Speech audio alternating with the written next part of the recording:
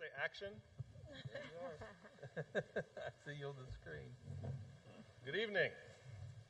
Welcome to the November 16th, 2020 meeting of the Stillwater City Council. Welcome to a very interesting, odd place for our meeting. We appreciate everybody being here with a change of venue. Due to the expiration of our ability to meet online, we're hopeful that that'll get dealt with at some point at a higher level than here in the state capitol. But for now, we'll meet here. And we will go ahead and get this, I will go ahead and call this meeting to order, and I'll ask you all to stand and join me in the Pledge of Allegiance. Is there a flag out there? There's one back here. We're going to grab that one.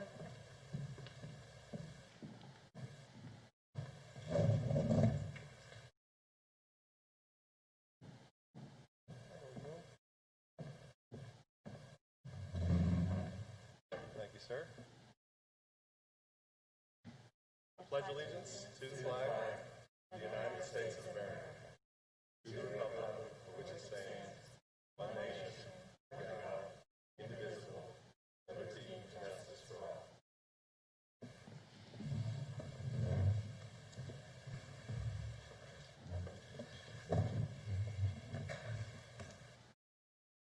Thank you, Dr. Wedlake. All right, first up, we have proclamations and presentations. Tonight we have a presentation on, in recognition of National Runaway Prevention Month. Angie Freeney from Payne County Youth Services was going to be here but couldn't due to some staff issues there, and so I'll go ahead and read this proclamation and we'll make sure she gets a copy of it. Whereas National Runaway Prevention Month began in 2002 and is spearheaded each year by the National Runaway Safe Line, and locally in the communities of Payne County through Payne County Youth Services, Inc. and its partners. Whereas the prevalence of runaway and homelessness among youth is staggering, with studies suggesting that every year 4.2 million people ages 13 to 25 endure some form of homelessness. Whereas runaway youth are often expelled from their home, have experienced abuse and trauma, and are involved in the foster care system, or are too poor to secure their own basic needs, may be ineligible or unable to access adequate medical and mental health resources, and are at increased danger of falling into high-risk situations, including human trafficking. Whereas effective programs supporting runaway youth and assisting youth and their families in providing safe and stable homes succeed because of partnerships created among families, youth-based advocacy organizations, community-based human service agencies, law enforcement, schools, faith-based organizations, and businesses. And whereas the National Runaway Safe Line was honoring November as National Runaway Prevention Month to raise awareness of the issues facing runaway and homeless youth and educate the public about solutions and the role they can play in ending youth homelessness. Now, therefore, I, William Joyce, Mayor of the City of Stillwater, by the authority vested in me by the laws of the City of Stillwater, do hereby proclaim the month of November National Runaway Prevention Month across the City of Stillwater. I urge all citizens to support the effort to increase public awareness about, advocate on behalf of, and provide positive and safe alternatives to runaway and homeless youth and their families. We certainly appreciate the work that Payne County Youth Services does in this issue and many others with youth in our community, and we'll make sure that we get them a copy of the proclamation. Before we go on, I wanted to throw it over to Councilor Jaloski to let you all know why we're wearing green. There are so many of us in green tonight. There are, and there's also lots of us wearing green ribbons. As many of you may have heard, we have one of our Stillwater firefighters, an actual friend of our family and friend of many people in our community, Randy Blake, who's in the hospital with COVID, and we just wanted to wear green as a way to send hope and healing his way, so to recognize him tonight. Thank you very much. Okay, that takes us down to the consent docket. There are several items on the consent docket tonight. Councilors, any questions, comments, or a motion on the consent docket? Motion to approve the consent docket. Second. We have a motion and a second to approve the consent docket. Teresa, could you call the roll? Mayor Joyce? Yes. Vice Mayor Darlington? Yes. Councilor Zanotti? Yes. Councilor Wedlake? Yes. Councilor Jaloski?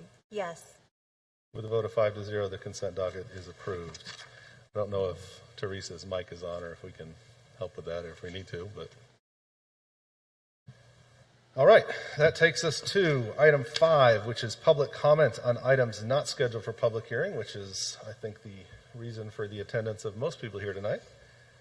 So we will get started. I have a stack here of folks that are here in the room to speak. I think I've also got some letters that were sent that we will read out loud, and then a couple of presentations that we will also play from people who sent things in. So we appreciate the flexibility of everyone in terms of participating remotely and being here tonight, if you could be. Just as a reminder, each speaker will have 3 minutes to speak on this topic, and we will go ahead and get started. First up, I have Mr. Joe Weaver.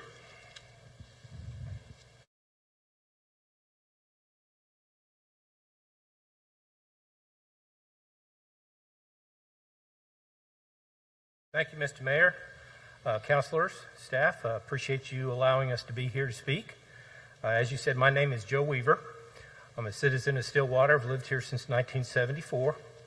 I've been the Senior Vice President of Administration and Finance at OSU for about a decade now. I've been working at OSU about 40 years. The President asked me to come speak to you tonight, given the item on the agenda regarding the mask ordinance, and I want to start out by just saying to you, thank you for being such a good partner with the university, helping us to battle this epidemic. We are 5 days away from having our semester complete. 5 days. We couldn't have done it without the mask ordinance, the distancing, all the things that we're doing to maintain a discipline to keep our students and faculty and staff safe.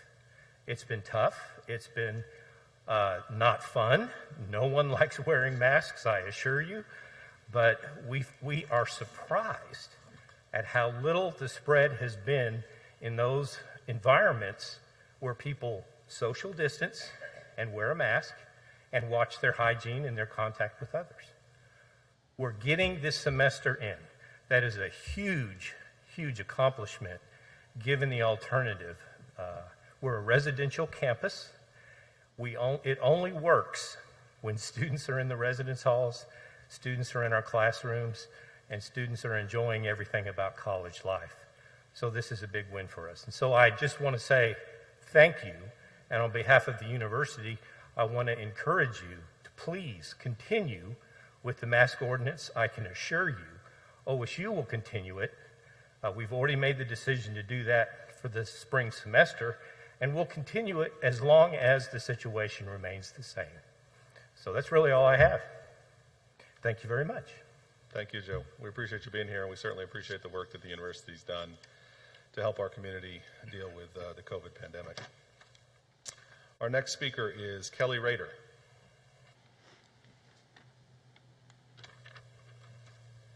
Hello, I'm Kelly Rader. I'm the Regional Director for the Health Departments in Payne, Kane, Noble, Pawnee, Osage, Lincoln, and Creek counties.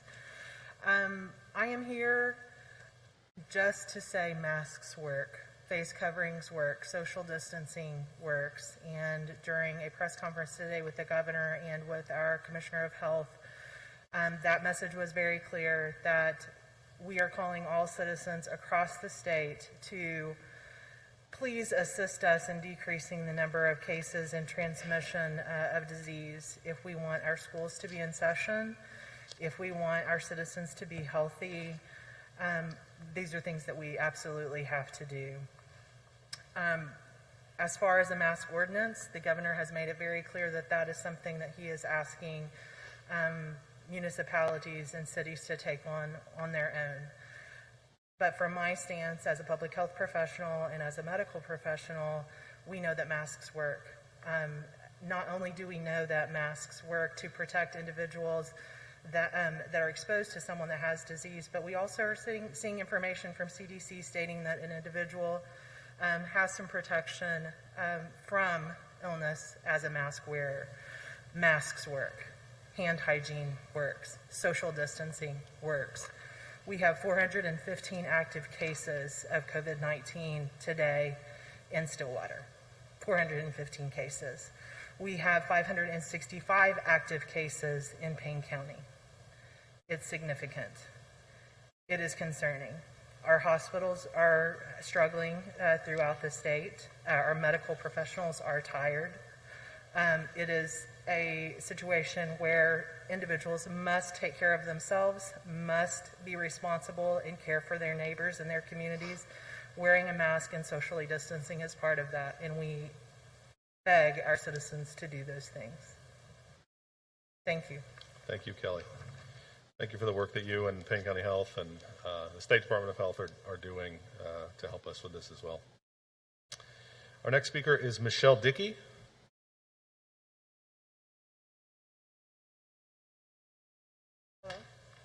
Good evening. My name is Michelle Dickey. I'd like to take a moment to thank our City Council and City Manager for all the hard work they have done for this city and for their commitment to the people of the City of Stillwater.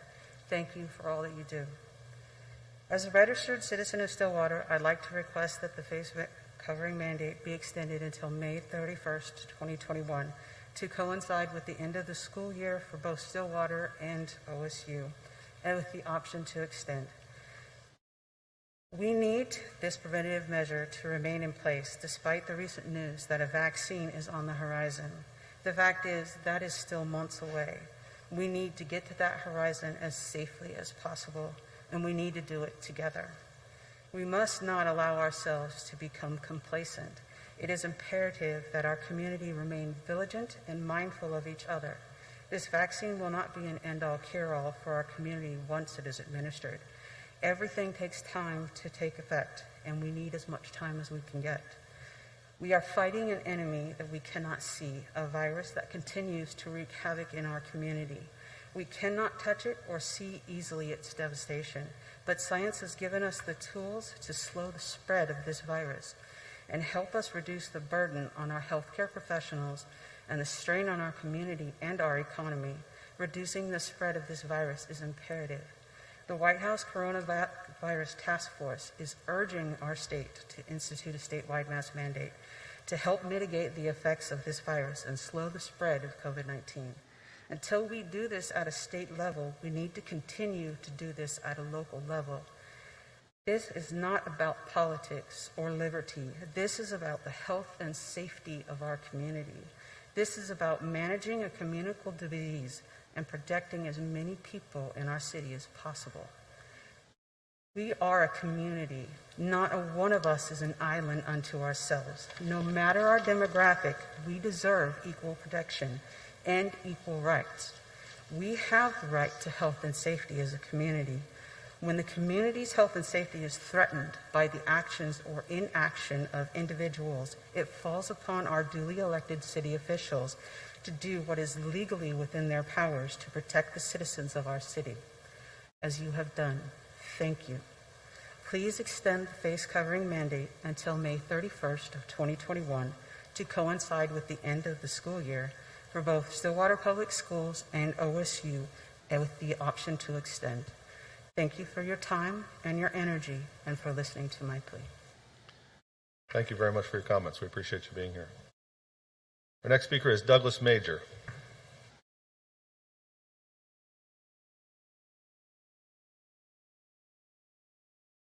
Good evening, Mayor and Councilors. Thank you for letting us come and express our opinions. Tonight I'm speaking on behalf of Meridian Technology Center.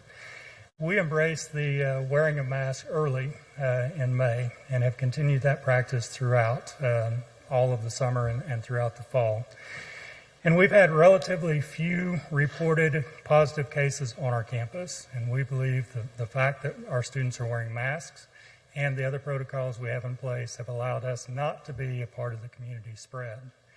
That said, we serve Stillwater and 9 other sending schools, so surrounding communities.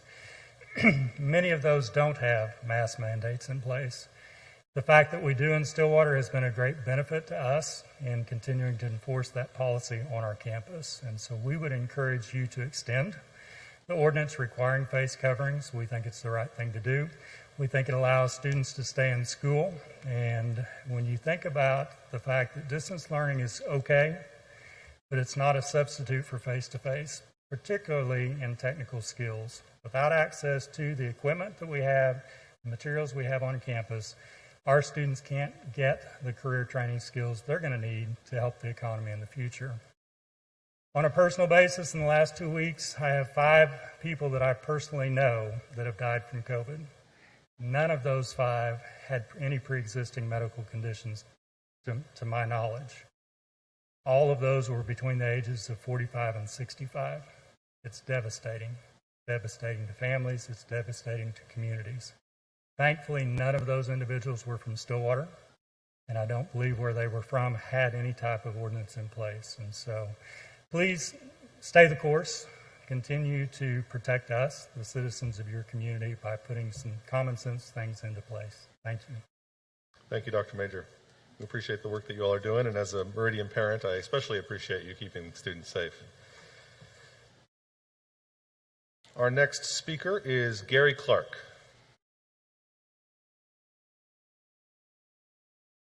Oh, okay. Never mind. We'll move on to Denise Weber.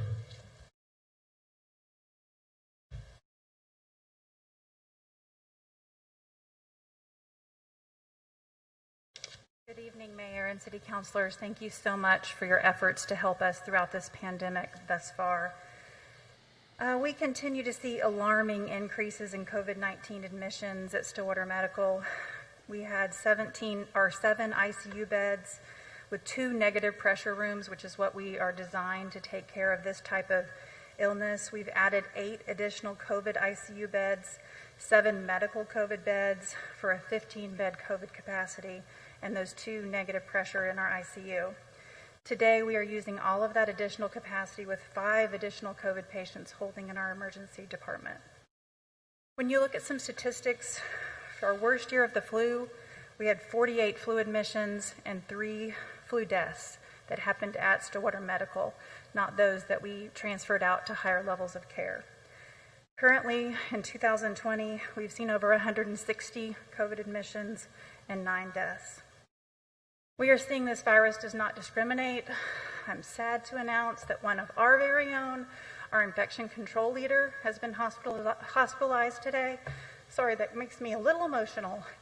She has worked tirelessly to try to protect the citizens of Stillwater and our communities. The current daily admissions that we're seeing, they're going to soon be unsustainable if we do not continue to do and take the precautions that, as we know, our scientists and our public health leaders, they work. We've got to slow the spread. The community, in the very early days, did so much to help Stillwater Medical. When we didn't have the PPE, the masks to protect ourselves, this community rose to the challenge and supported us. So we are asking you again today to rise to the challenge, because every statistic that you see posted, a hospitalization, a positive result, is someone's story. And it's going to take a collective effort to stop, to prevent those stories, as Doug Major shared, these deaths, these people that even they may not lose their life, that will have potentially sustainable illness for the rest of their lives. I have nothing further to share. Thank you again for all that you're doing. Thank you, Denise. I don't really even have the words to say how much we appreciate you and your staff and all of the providers at Stillwater Medical Center and the work that they're doing. And you're correct, it's incumbent on all the rest of our community to help support that effort. Next up, we have Gina Peak. Is Gina here? No? Thank you. Amy Friesenhahn.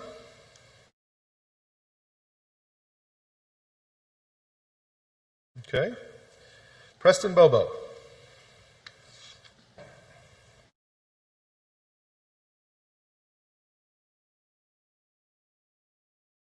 I'll tell you, I prepared like a whole bunch of stuff to talk to you guys about, but I can't go after that. So I just want to say thank you guys for everything you do. She said everything I would have said and better. Also, I remember Dr. Wedlake banging on the table and talking about how great masks work. So, yeah, put those together. That's what I would have done. And, yeah. So thank you guys all for the amazing work you do. Thank you. We appreciate you being here. Bo Gamble.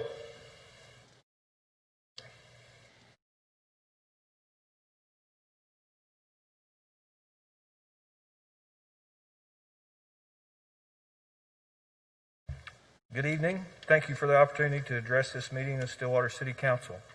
My name is Bo Gamble. I'm the Director of Human Resources for Stillwater Public Schools. I'm speaking tonight on behalf of Dr. Mark Moore, Superintendent of Schools for Stillwater Public Schools, as he could not attend this evening's meeting due to a prior engagement. Before accepting my current position, I've served in the district for the past 18 years as a teacher, coach, and administrator. As a representative for Stillwater Public Schools, I would like to provide you with information related to how we are managing instruction during the current pandemic and how the citywide mask mandate has helped to support our district. The goal of Stillwater Public Schools during this unprecedented time in education is to deliver traditional in-person instruction, provided it is safe to do so for both students and staff.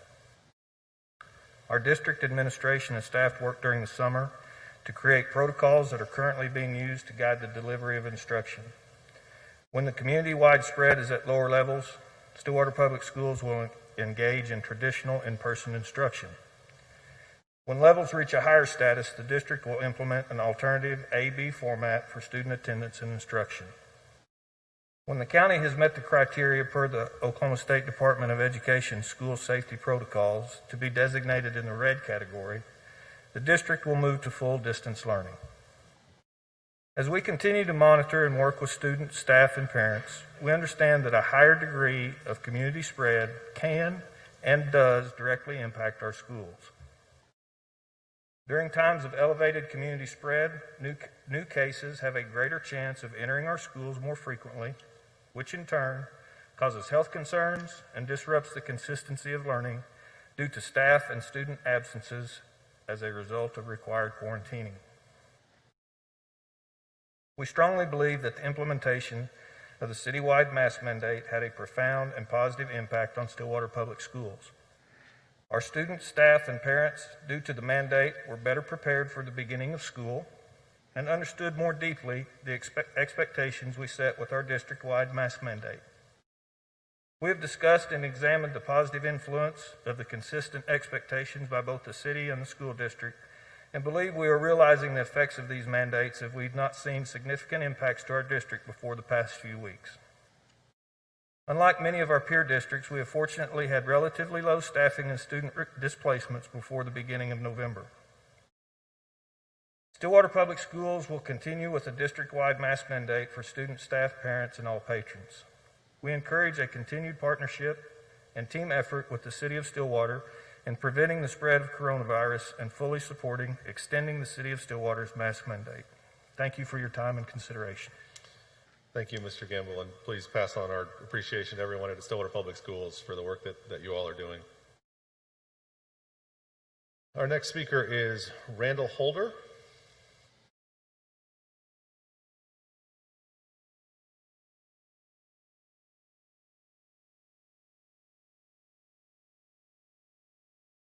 Hello, Mr. Mayor. I don't have a whole lot to say except that, unlike everyone else here, I do oppose the mask mandate.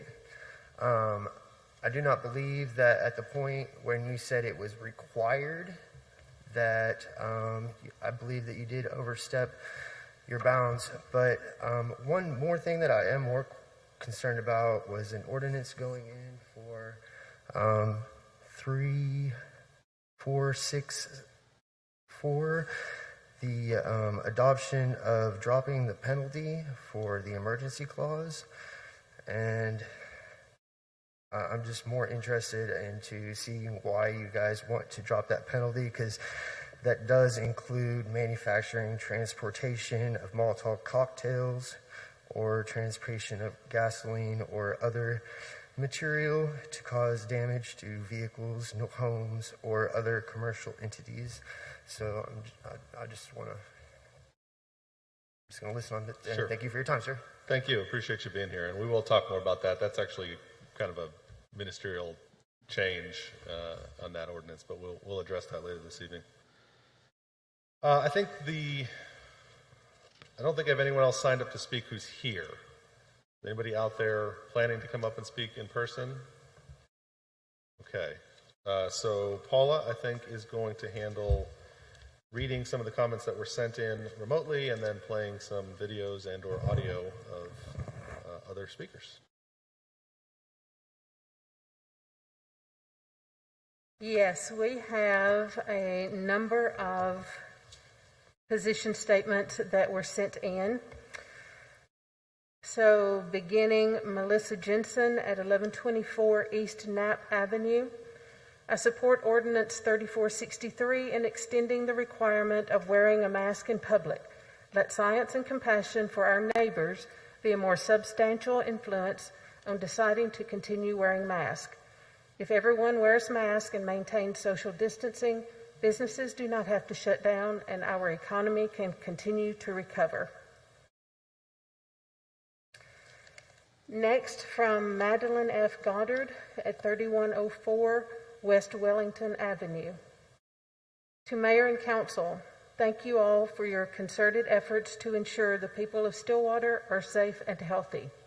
Please approve Ordinance 3463 to continue the requirement to mask up for an extended period of time.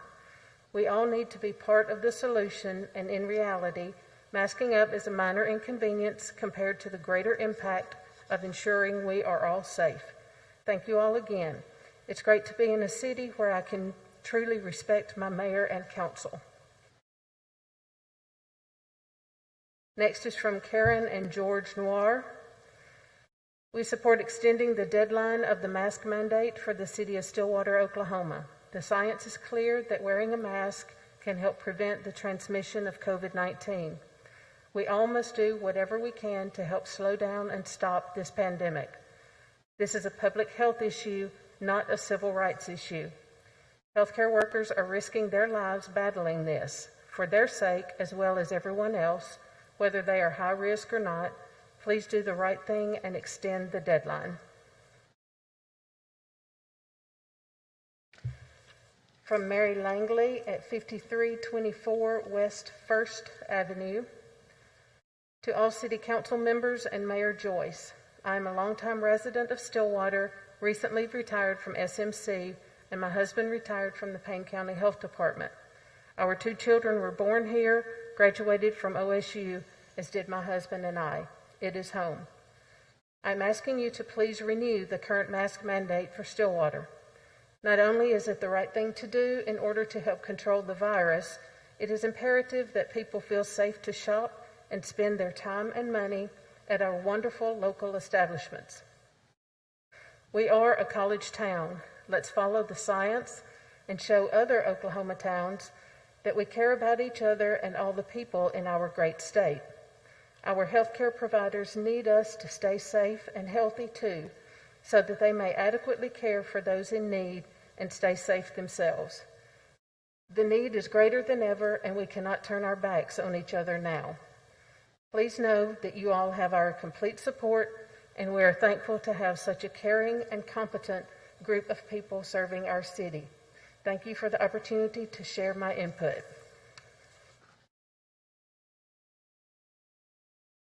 Next, from Sherry Roden, 28-221 West 56th. Did you know when you operate from a place of fear, you lose access to your critical thinking skills? Asking questions will help you get out of fear and reactive your critical thinking skills. Instead of focusing on COVID deaths, let's look at survival numbers.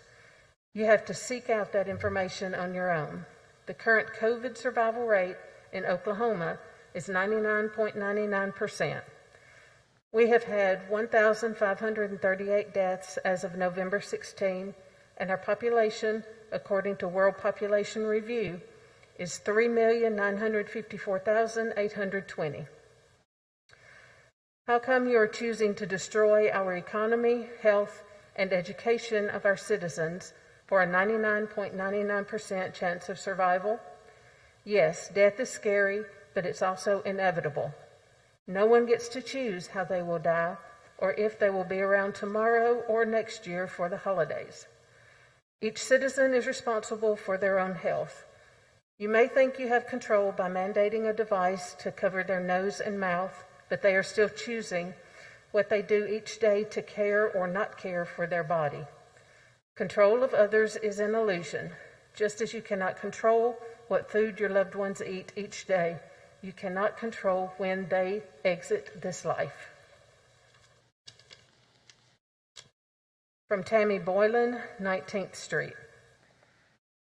This letter is regarding the mask mandate and the people's reasonable need to choose to meet their own health concerns by consulting their own health care providers and not the current city council and mayor, of whom there are not medical professionals, or that I have requested support of direction for the truth of this matter.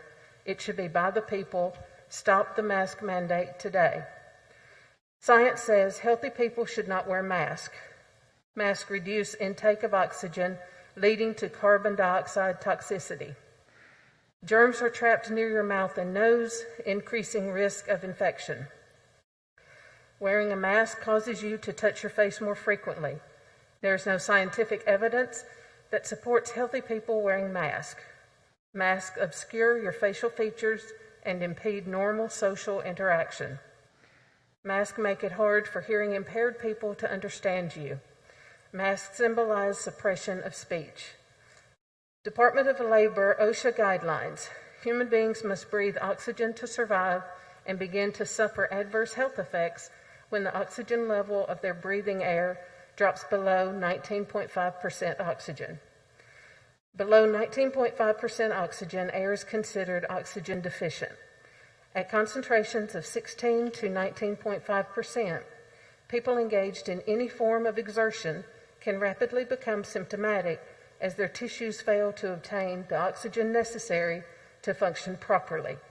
This is from Rom W., Environmental and Occupational Medicine, 2nd edition, Little, Brown, Boston, 1992.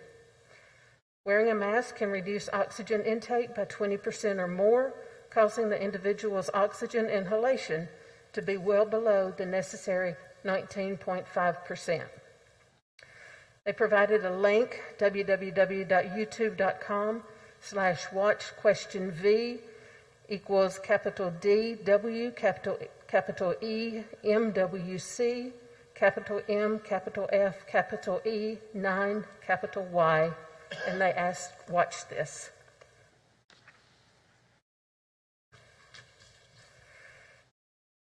And this, there was no name or address provided when it came in today. Mayor Joyce and City Council members, greetings.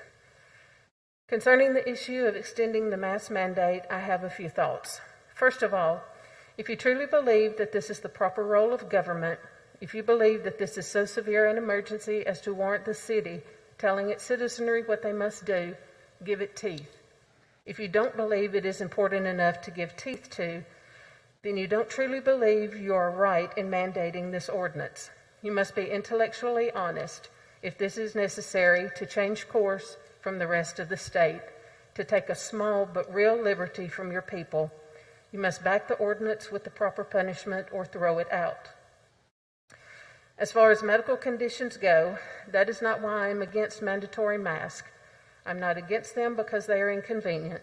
It's not because I believe that they don't work, although I don't think they do, especially for people with ridiculous mustaches that prevent a proper fit.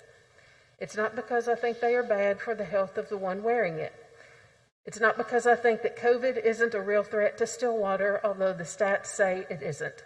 It's not because I don't believe Stilly Med will be overrun with local COVID patients, although they have a habit of transferring patients from other hospitals from out of town.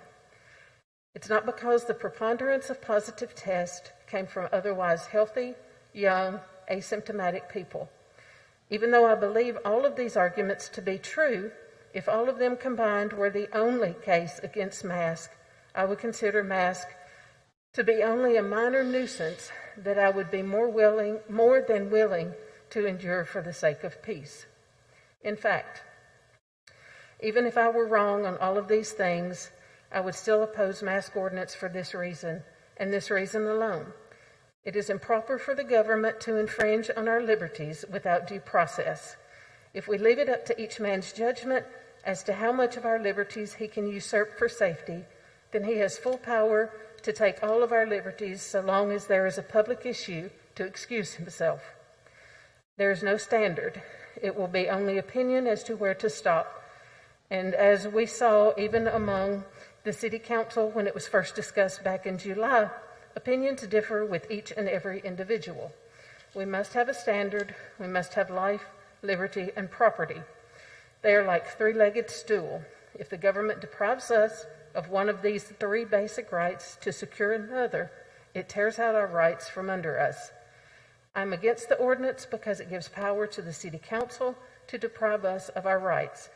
It's not because I don't care about the health and lives of others. It is because it is not right to order people to wear masks and businesses to enforce them. If you want to ask people to wear them, that's great. If you want to ask businesses to provide them for people, go for it. Try treating people with respect, and they may respect you back. Without a standard, we leave it up to the ruling authorities to make it up as they go along. Mayor Joyce said in the initial meeting that he didn't want to institute any draconian measures to start with, but they would step it up as the situation merits. Then there was much discussion as to where they should start. The opinion was nebulous as to where we should start and how far we can go. The thing is, once we say City Council has the authority to order its citizens to do small things such as wear a mask, we have opened the door saying they can go as far as they want, providing they have an excuse. I can tell you what the very next thing they will do is. The ordinance itself says that it is because there is no vaccine. They are mandating masks. Simple logic tells us if this is true, they will mandate vaccines when they are available. It is written in 14-1. How will you enforce mandatory vaccines? You would have to have a registry, a card, or a mark. California has a regulation saying you can't sing in church. What if these measures still don't work? Will you shut down the town again? Many businesses won't be able to take another shutdown. If people can't buy food because of a shutdown, will you grant them stimulus checks to feed them? We are being conditioned little by little to give up our rights for the sake of safety. In the immortal words of Patrick Henry, is life so dear or peace so sweet as to be purchased at the price of chains and slavery? Forbid it, Almighty God. I know not what course others may take, but as for me, give me liberty or give me death. And the final one that was mailed in, there was no name provided on this either. I would like to submit that I hope the City Council votes to extend the mask mandate to the proposed date, February 28, 2021. Having the mask mandate in place allows me to feel safe to go get groceries, food to go, and to sit outside as patrons supporting local restaurants. COVID-19 cases are on the rise, and a vote to not extend the mask mandate right now would be extremely dangerous and premature. I think it should be extended so Stillwater residents can continue to safely go about their lives with masks on to minimize the spread of the virus before a vaccine is distributed. Thank you for your time.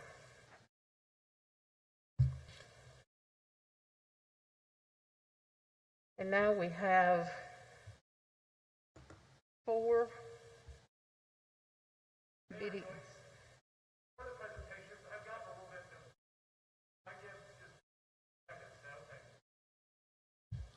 Let's get through these here. I appreciate it. We have 4 videos. I will not be doing any introduction of them. We're just going to begin to play them each.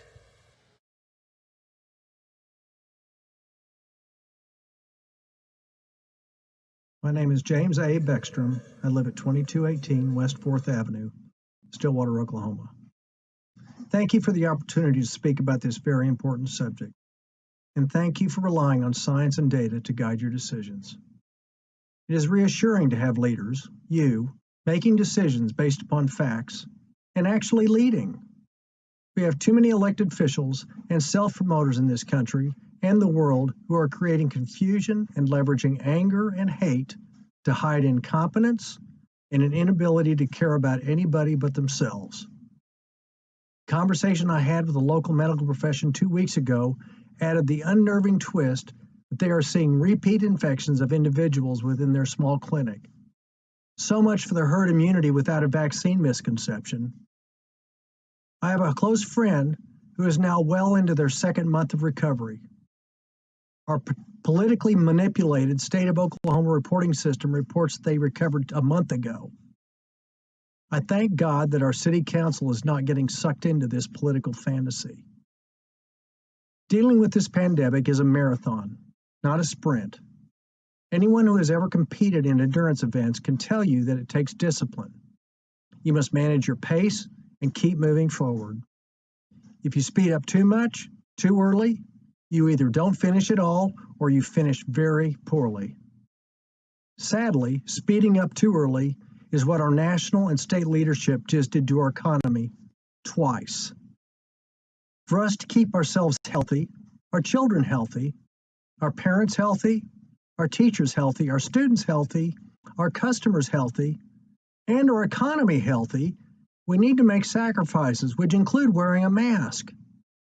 Too many elected officials megaphone the protection of the rights of personal liberty to hide their incompetent pandemic and economic management. This distraction to protect their jobs and donors has made a nightmare for local governments. I guess the reason I'm saying this today is proof of that. I ask that the City Council protect my personal liberty by mandating the wearing of masks to protect me from people infected or potentially infected by COVID, and doing everything they can to keep us and our economy healthy.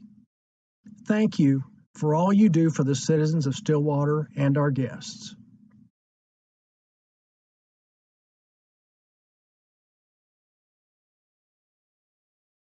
Hello, my name is Mark Trotter.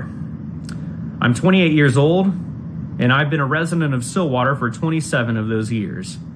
I would like to start by reading the Declaration of Independence, the section that is applicable to our circumstances. We hold these truths to be self-evident, that all men are created equal, that they are endowed by their Creator with certain unalienable rights, that among these are life, liberty, and the pursuit of happiness, that to secure these rights, governments are instituted among men, deriving their just powers from the consent of the governed, that whenever any form of government becomes destructive of these ends, it is the right of the people to alter or to abolish it, and to institute new government, laying its foundation on such principles and organizing its powers in such form as to them shall seem most likely to affect their safety and happiness. Prudence indeed will dictate that governments long established should not be changed for light and transient causes, and accordingly all experience hath shown that mankind are more disposed to suffer while evils are sufferable than to right themselves by abolishing the forms to which they are accustomed. But when a long train of abuses and usurpations, pursuing invariably the same object, evinces a design to reduce them under absolute despotism, it is their right, it is their duty to throw off such government and to provide new guards for their future security. What is the Declaration of Independence? It is the why behind our Constitution. It, in essence, provides the spirit of the Constitution, the spirit of the law of our land. And what is the Constitution? The Constitution is inspiration based on Scripture from God Himself, in essence, describing our inherent rights provided to us by Him. And so, but it is just simply the how. So anytime the how disagrees with the why or is insufficient in describing how to go about performing the why, the how is then rendered incomplete and not helpful. And what does the why, which is our declaration, tell us? The why tells us that we have been endowed by our Creator with certain unalienable rights, life, liberty, and the pursuit of happiness. And whenever any form of government becomes destructive of these ends, all three, life, liberty, and the pursuit of happiness, it is the right of us, the people, to alter or to abolish it. And it also states that when a long train of abuses and usurpations pursuing invariably the same object evinces this hurtful design, it is our duty to throw off such government. So what'll it be? I'm not going away. stand by.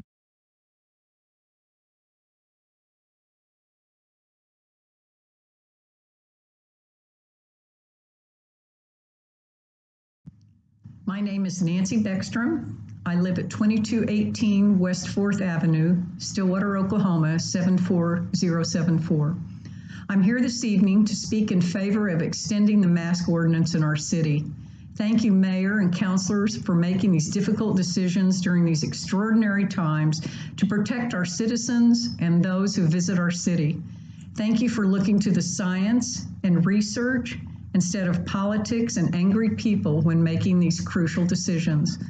During these times of strong opinions, if we could all agree on one thing and keep it front and center of all decisions concerning the pandemic, let it be, let's get our children, teachers, and school staff safely back to school. If we can let this guide us and do whatever it takes to get this done, everything else will fall in place. Wearing masks is one thing we can all do to make this happen. I ask you as a citizen of Stillwater and someone who's in the 65 plus age range and risk category, but mostly as a mother and a grandmother of children in this community, please stay strong, let science and research guide you, and extend the city masked ordinance for as long as necessary. You have the community behind you. Stay safe, and thank you for your service and your time this evening.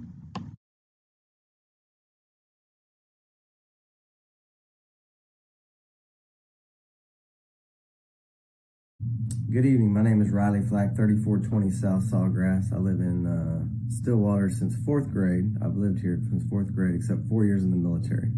I want to start with a quote from Thomas Paine.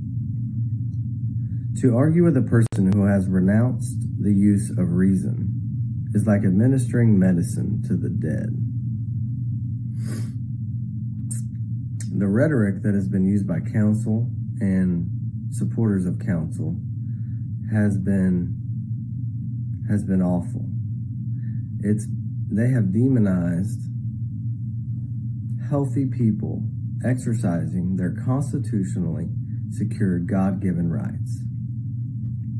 They have said that we are the reason, us face showers, fellowship havers, irresponsible exercisers of rights. We have shut businesses and churches and the schools. And the fact is, there's only one group that has shut businesses and churches. And they're here listening to me right now. It's our council. That's who did that, not anybody else. The school board shut the schools, not anybody else. The rhetoric has recently progressed to Joyce and Wedlake, basically saying that we are murdering people. Our poor firefighter, the young man that is not doing well right now, or last I heard wasn't doing well. And it hurts my heart that people are going through struggles like that. But to blame healthy Americans, I don't think he would want that. I don't think so. I think we need to check the rhetoric because it's irresponsible. And if we are murderers, then you need to arrest us. If we're not, you need to quit it. The fact is, the efficacy of masks is not provable.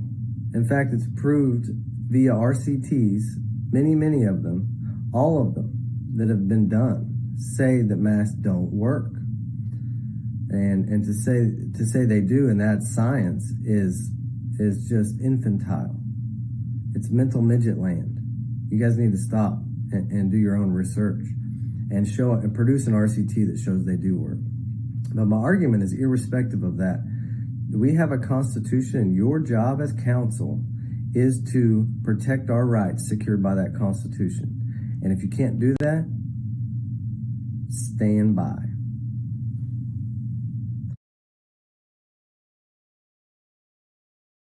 That is all of the written comments and the recorded comments this evening that I have, Mayor and Council.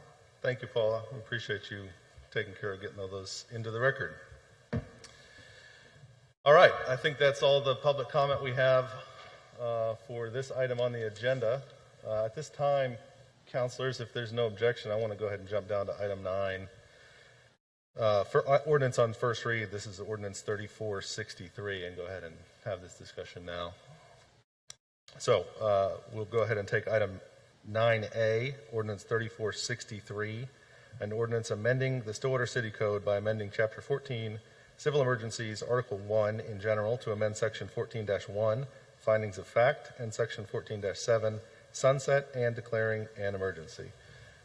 Councilors, before I ask for your comments on it, I just want to reiterate that we appreciate everyone who came here tonight to comment, people who sent in their comments either by in written form or by video.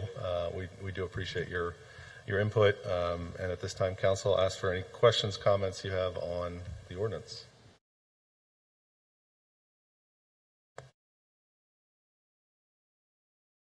You want me to start? Please do. All right. So I'll keep this pretty brief, honestly. To address some of the specific comments, I do take a little offense to Ms. Tammy Boylan's comments that no medical professionals reside on the council right now. I suppose that negates my medical degree. To her comment specifically about CO2 toxicity and it being a detriment to wearing masks, there is zero literature to support that claim. The closest literature piece that I found looking at this question specifically, I said I was going to keep this brief. I am going to try and interject some science into this discussion. But the piece that I found most closely looking at this was a piece in a periodical called Neurochirurgia, reference 2008, that looked at surgeons doing prolonged procedures and how their O2 levels, or what's called a PaO2, how those changed pre and post surgery. The discussion surrounding this has been, well, I'll just say it's gone off the rails a little bit. When you look at this specific magazine article, which was peer-reviewed, observational data, what you found was that these surgeons did have a statistically significant drop in their oxygen levels, measured by what's called a pulse oximeter. Now, I say statistically significant. Dr. Bobo sitting out there is I hope I don't misquote anything in the world of statistics, as I'm sure you understand this even better than I. But when we're looking at medical literature and trying to decide if this is a valid study or if this is something that we want to pay further attention to, one must first make the decision on whether or not this is a statistically significant study. There are several ways you can do that. You can look at things like p-values. You can look at 95% confidence intervals and whether those numbers cross 1. I won't sit here and beleaguer a lecture on evidence-based principles. However, suffice it to say that with this study that has been quoted to me multiple times by people through email as proof somehow that masks decrease one's oxygen levels, it is true that statistical significance was found in this study. The second question that I, as a physician, have to ask myself is, statistical significance, does that translate into something called clinical significance? And in fact, it does not in this particular instance. The findings were that these surgeons started off with a pulse ox of around 97.6%, which is normal.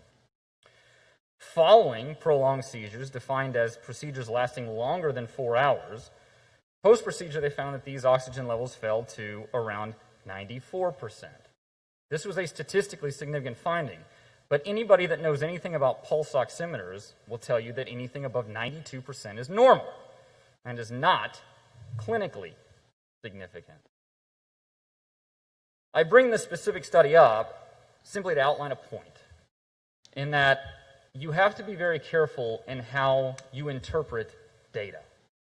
Data are there and certainly to guide our decisions. However, incorrect assessments of data can be just as dangerous as no data at all. I will reference Mr. Flack's comment stating that no randomized controlled trials have proven the effectiveness or efficacy of masks in a community setting. I believe that is true. Try though I might, I have not found a randomized controlled trial, and I looked, to support the use of masks in a community setting in mitigation of spread of SARS-CoV-2, the infectious agent that causes COVID-19. There are many other things in life that do not have randomized controlled trials. I myself, in my younger years, decided to sign up for the United States Army and jump out of planes for a living.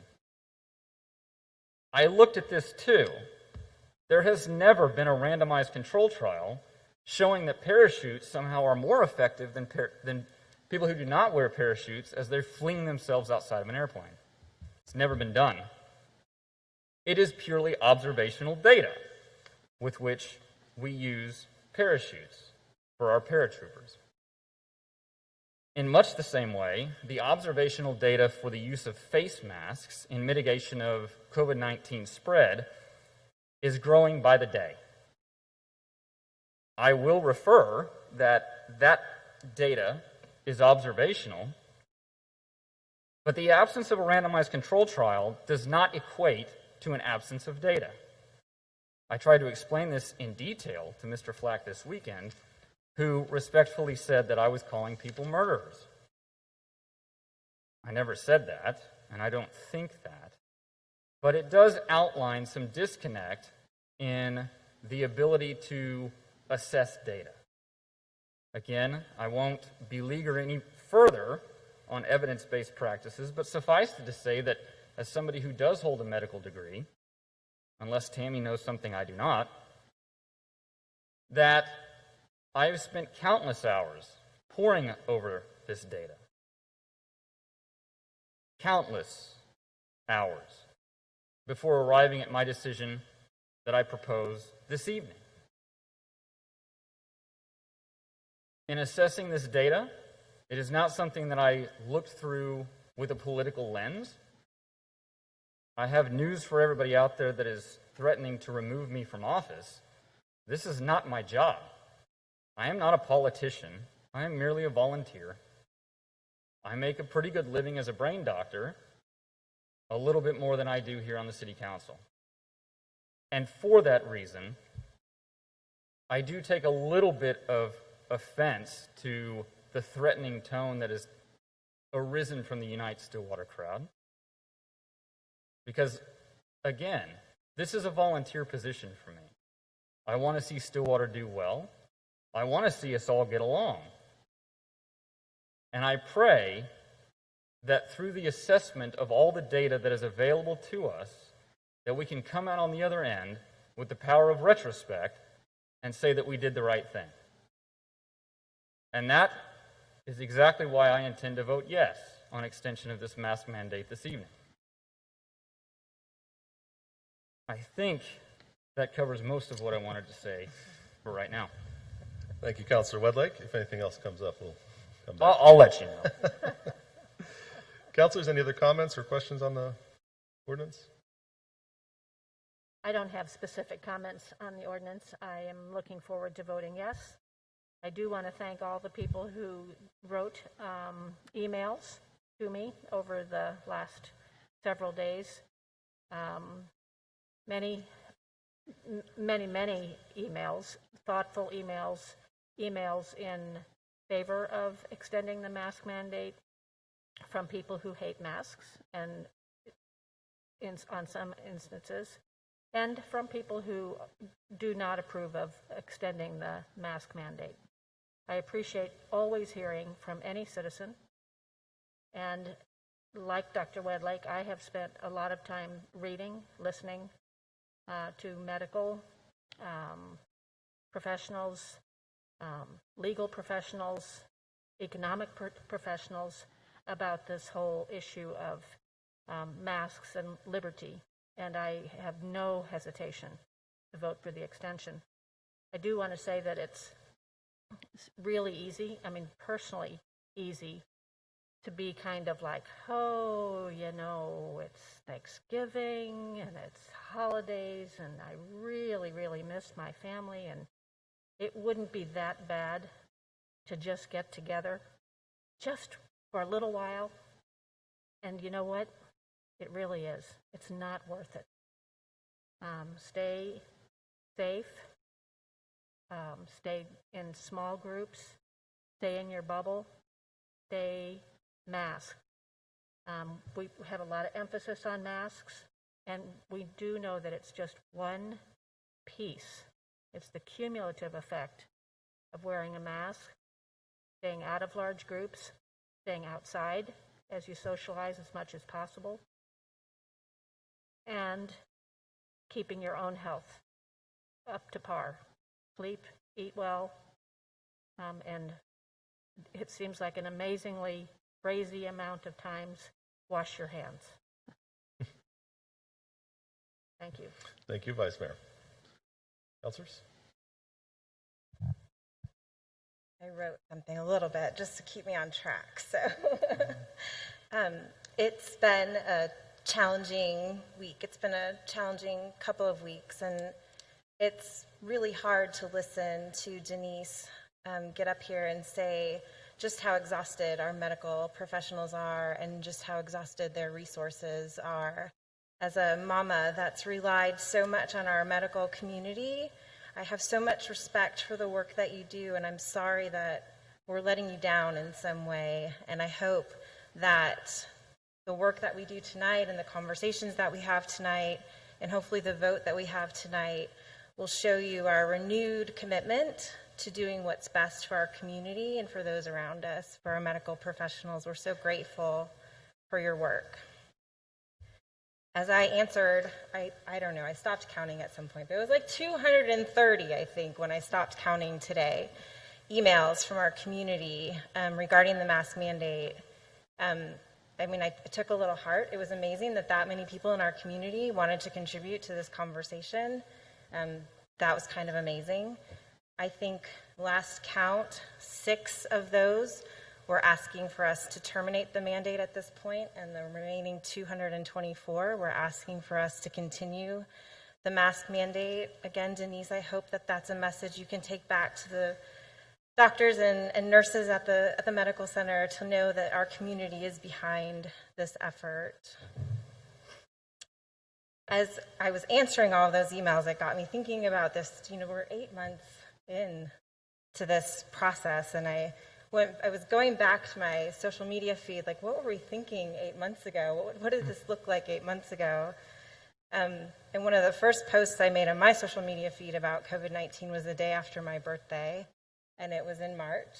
And we were watching a lot unfold in New York City. We were seeing a lot of tragedy happen there. We're kind of bracing ourselves here in Oklahoma. We had very small numbers. That morning, as I was watching the news and as I was going through my social media, I decided it was a really good day to have cake for breakfast. I've had a lot more days this last 8 months where I felt like cake was an appropriate breakfast.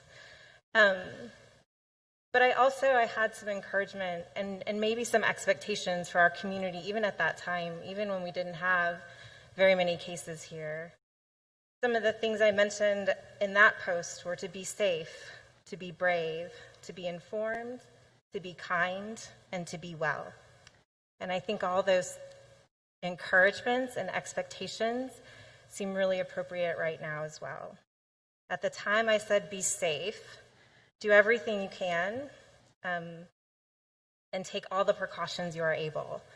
With our numbers being what they are this last few weeks, with our hospital filling up, I don't know what else we can say to our community other than be safe, protect each other, take all the precautions you can, wear a mask, wash your hands, watch your distance, avoid crowds. Do these things not just for your safety, but for the safety of others. I said be brave. It's hard to miss fun things. It's hard to be inconvenienced or to make decisions that have financial or social impacts. Do it anyway. It isn't fun, but we can do it. One of the bright lights this week was that we did have several announcements actually in the last week of a vaccine on the horizon. To me, that said, put your head down, Amy. We can get through this. We can get there. We just have to prevent every preventable death that we can in the meantime. And to me, that gave me hope, and it said, you can wear a mask for a little while longer. Be informed. I've realized this week through some of the emails that we've received that people get their information from different places than I get my information from.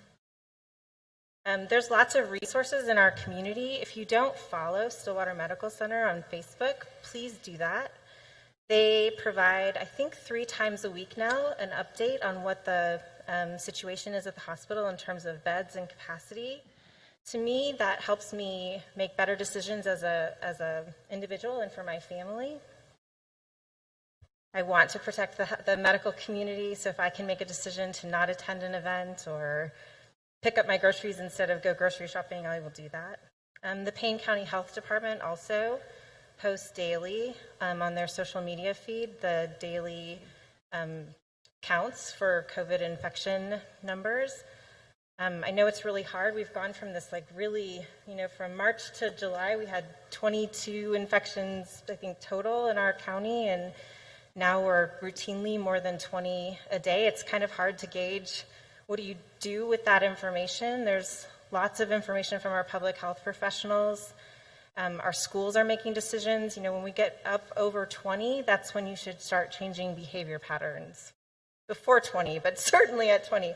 What we're seeing is our schools are starting to look at, they're not doing in-person learning at those numbers. They're starting to move away from in-person learning. That should be a cue to us as a community that we also need to be changing some behavior patterns. I said back in March, be kind, because some parents at that time were starting already to mourn missed experiences for their students and their athletes. Some mamas were fretting about their medically complicated children. Some business owners are worried about making ends meet. Our elderly are wondering who will care for them. Some families are wondering how they will feed and care for their children.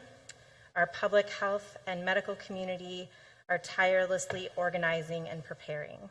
Be kind, be kind, be kind. I said at the time, be well. Our social media and regular media, our grocery stores, our sports, our work, our school, and worry for our family all feel a little stressful, all feel a little anxious. Choose your information sources, scroll less, find ways to serve those that may be lonely or vulnerable during this time. That was 8 months ago, guys. We're in the exact same spot. I just think with a couple more exclamation points after all of those things. Thank you. Thank you, Counselor. Mayor, I'm sure you have things to say, and my fellow counselors eloquently said it, so if this isn't the appropriate time, I simply just want to say, and this will get my point across, I would like to advance ordinance number 3. That is a motion to advance the ordinance, and I will hear a second, if there is one. Second. Before I call for a vote, I do want to say one thing. I didn't plan, like Dr. Wedlake said, I didn't plan to say a whole lot about the issue. This isn't a controversial issue at any level for me. I don't understand why it's a controversy at any level. When the folks that stood up here today, if this wasn't this specific issue, if the hospital and the university and the public schools and Meridian Technology and hundreds of people were emailing me and telling me to do something, and my role as the mayor, I'm going to stand up here and do it. That's what the community wants us to do. It's clearly what professionals, the people who are dealing with this on a day-to-day basis, feel is the best thing for us to do. Whether I believe in science or don't believe in science, or if I've read a single randomized control trial ever in my life, this is clearly the right thing to do for our community. It's the way that we best represent our community right now. It's not controversial. The White House is asking us to do it. The governor told us masks work today. The governor told us if cities want to do this on a case-by-case basis, we support local control. There isn't a controversy here. It's not a hard question. Clearly, this is what we need to be doing. But tonight, there was one comment that I can't sit here and not address. I am an attorney. I've taken the oath to join the bar in 3 different states. I've taken an oath up here to sit in this chair twice. to defend the Constitution. And so when someone tells me that I'm not doing that, it bothers me. And I want to make sure that gets addressed real quick. Because one of the written comments said something about we're not allowed to pass a law without due process. That's what we're doing. That's what this is. This is a public meeting in the United States of America where the public is welcome to come to this building and tell us what to do.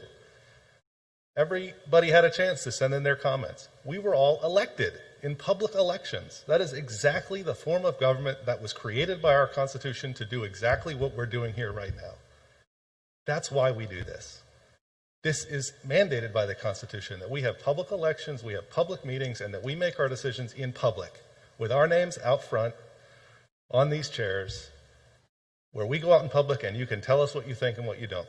And I'm fine with that. I'm happy to be yelled at. I'm fine with the criticism that comes with it. That's fine. But don't tell me that this isn't a constitutionally mandated act. This is what the Constitution says. Just because you don't agree with a democratically passed law does not mean it's a violation of the Declaration of Independence. That's not what this is. You don't agree, that's fine. It's a democratic process. We're here to do the job that we were elected to do. I think we're doing it right now. And with that said, we have a motion and a second to advance this ordinance to second reading, and I'll ask Teresa to call the roll. Mayor Joyce? Yes. Vice Mayor Darlington? Yes. Councilor Zanotti? Yes. Councilor Wedlake? A resounding yes. Councilor Jaloski? Yes.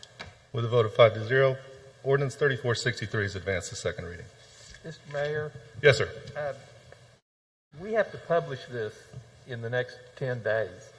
And so it's probably going to be necessary for you to call a special meeting to do a second reading, since we won't be able to meet again before this current version expires. Would you like to go ahead and set a date for that now? The earliest that you could do this meeting, a special meeting, would be noon on Thursday. Councilors, any particular difficulty with scheduling a special meeting for noon on Thursday? Dr. Wedlake? Probably. We would need 4 votes because there is an emergency cause. Will this will be the only agenda item on that meeting? That'll work. Yeah, let's go ahead and schedule a meeting for noon on Thursday to do I'll second prepare reading. the notices. Thank you. Thank you. All right. If there's no objection, we'll get back on schedule with our agenda. We left off at item 7, public hearings. Item 7A is receive public comment regarding number 17286, Community Development Block Grant 18, and authorize signature of closeout documents by appropriate designee. This is CC-20-181. Mr. Dormer, did we have good notice on this item? Yes, sir. Cindy Gibson is here to talk to us about the CDBG grant. Good evening, and Cindy Gibson with Community Development. This is to announce that Strickland Park's Inclusive Playground Grant number 17286 CDBG, sorry, that's hard to say, Community Development Block Grant, might be a little easier, for 2018, is ready for closeout. If you've not had the opportunity, Strickland Park is an inclusive playground now, open to the public. This total project grant was $212,564. It was a 50-50 match between Department of Commerce and City of Stillwater. Some beautiful days this week to get out and try to get to the park. It has a sidewalk, a seat wall, lots of fun things to do, and is in beautiful shape. This is the public hearing for the closeout of this grant. Any questions? Councilors, any questions? May I make a comment? Please. It's beautiful. And thank you, Councilor Jaloski. Yes, thank you. Amen. At this time, I'll open the public hearing. I don't have anyone signed up to speak. Is anyone here to speak on this item? Seeing none, we'll close the public hearing. Is there a staff recommended action? Approve. There we go. Approve the closeout of the grant 17286 CDBG and authorize the signing of the closeout documents. Thank you, Cindy. Thank you. Councilors, further comments or is there a motion? I just want to say thank you to the staff that's worked on this project. It is, it's been even during construction, it's been my happy place the last 8 months to know that someday soon our community will be able to gather in this space where children of all ages and all abilities will have the opportunity to play and learn and connect with each other. It's so exciting to see this phase complete. We have another phase coming. In addition to a beautiful shade structure, we lost some of our beautiful Strickland trees during the last ice storm. I think that shade structure will be even more needed now with those trees. And then we also have the improvements to the restroom facility and the shelter that will be paid for with the State Farm grant that our community helped us get last year. So I'm so grateful to staff. I know it's been a really challenging year to really get anything done. It's beautiful, and I'm so appreciative to everyone that's put time and energy into it. Absolutely. It's very exciting. I know you've put a ton of work into it yourself and with the Mize Promise Foundation as well. And it's really exciting to see that project get where it is and even more exciting to see where it's going. I'll make a motion, but I can't find my... None of us are going to make that motion. Not one.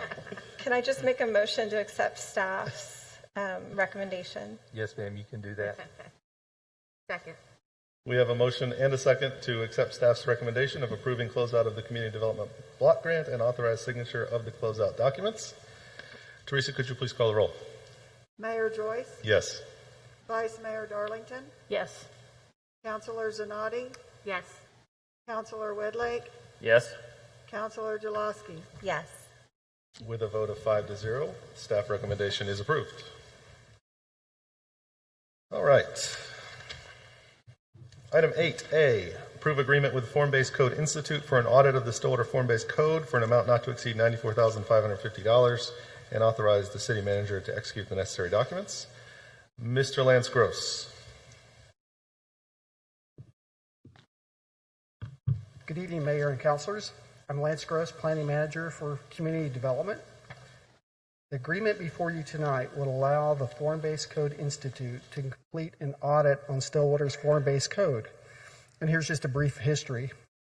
In 2012, the Corridor Redevelopment Area District Ordinance was created. In 2015, the Form-Based Code was established for the area south and east of the Oklahoma State University campus as part of the Corridor Redevelopment Plan. In 2019, a minor revision occurred for the Form-Based Code, and at that time, the need to complete an audit was determined. The Form-Based Code Institute is a program of Smart Growth America, a not-for-profit organization, 501c3, who enlists Form-Based Code experts to complete audits all over the country. The audit will include review of the Corridor Redevelopment Plan in the Form-Based Code, a code audit, a multifamily market study, a public improvement financial evaluation, and then a final report. With this said, approval of this item would allow the contract to be executed for the Form-Based Code audit. And I'd be happy to answer any questions. Councilors? I have no questions. I'm really excited to hear this. Thank you, Lance. Yes, thank you. Agreed. I think this will be really helpful. I think it's such a great opportunity to have an organization that's able to see best practices for this type of planning across the country. I think there's so much to learn from other communities that have implemented this and been able to do it well. I know it'll certainly, I'm excited to see how it can help us and work with and staff to kind of understand how we maximize our potential within that district and really use it to our advantage for the community. Yes, we agree. Yes. Lance, do you all have a recommendation? Oh, or maybe you already said that. Well, I haven't, but I guess it would be approval of the approval to execute the contract. Yes. All right. Thank you, Lance. Councilors? Thank you. Motion to enter into agreement with the Form-Based Code Institute for an audit of the Stillwater Form-Based Code in amount not to exceed $94,550 and to authorize the city manager to execute necessary documents. Second. We have a motion and a second to approve the agreement. Teresa, please call the roll. Mayor Joyce? Yes. Vice Mayor Darlington? Yes. Councilor Zanotti? Yes. Councilor Wedlake? Yes. Councilor Jaloski? Yes. With a vote of 5-0, that agreement's approved. Takes us to 8B, quarterly projects update. We have a team, it sounds like, led by John McClenny.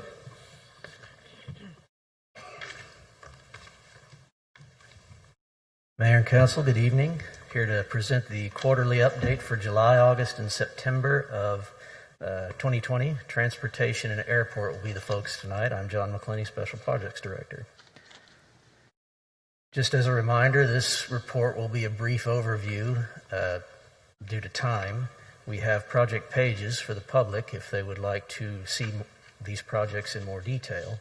And those pages have an interactive map, a master list, and also financial updates on all of the capital projects the city is working on. And we have some new report features tonight based on council's input from the last time. We've added pictures and video, we've added anticipated completion dates, and we're focusing on specific departments. There'll be another update in December that will focus on the remainder of the projects that we're not covering tonight. Active projects are projects that have construction underway, they have equipment that's been purchased, they have design that's in progress, or the project was completed during the July, August, and September quarter of 2020. And with that, the other change that we've made is we're going to have the departments present their specific projects so that they can answer your questions, and I will introduce Monty Carnes to handle transportation projects.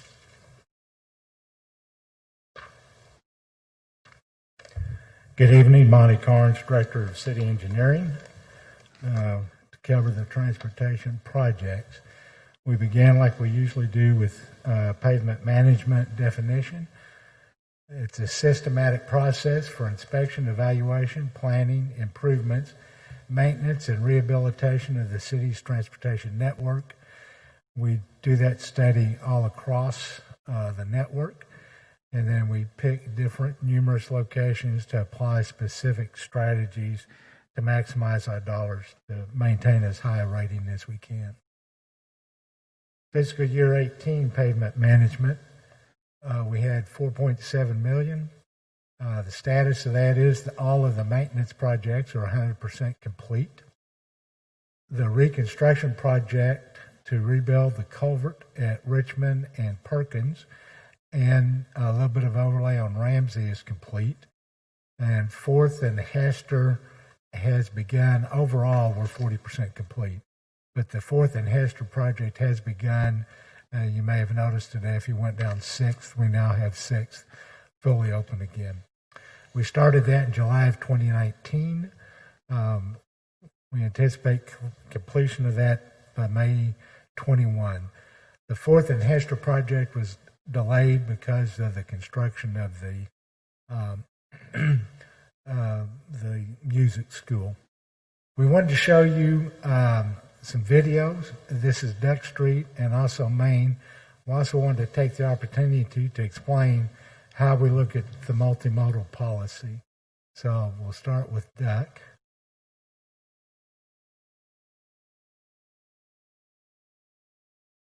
You can see the flyover starting at the south end at 12th, and it's going north.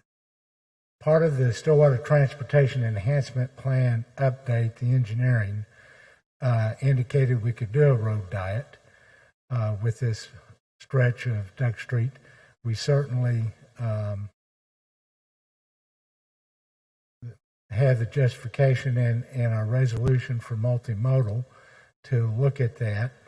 And we look at those with our pavement management projects when we can reasonably accommodate those if they're warranted for the cost. In this case, it was just a matter of how we applied the striping, so it was really no cost. But if we move forward to Main Street, which we did milled and overlaid Main Street from 6th up to McElroy.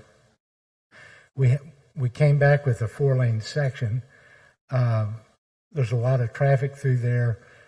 Certainly we didn't have the budget in pavement management to widen curbs, add sidewalks. And again, this would be one of the reasons why we like the Husband Bike Corridor, because we can separate from a safety standpoint the active transportation components a couple of blocks over, and so we're not mixing different modes of transportation.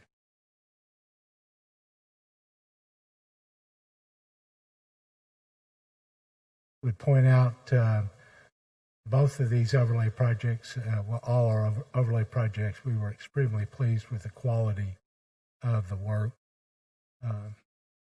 all across the board.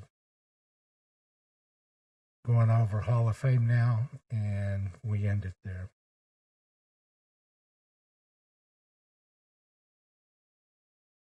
Fiscal year 19 pavement management is basically complete.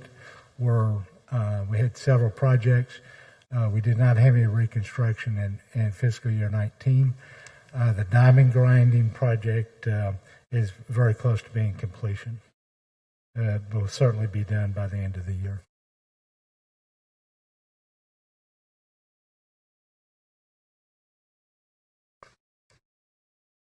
I have a picture of University Avenue.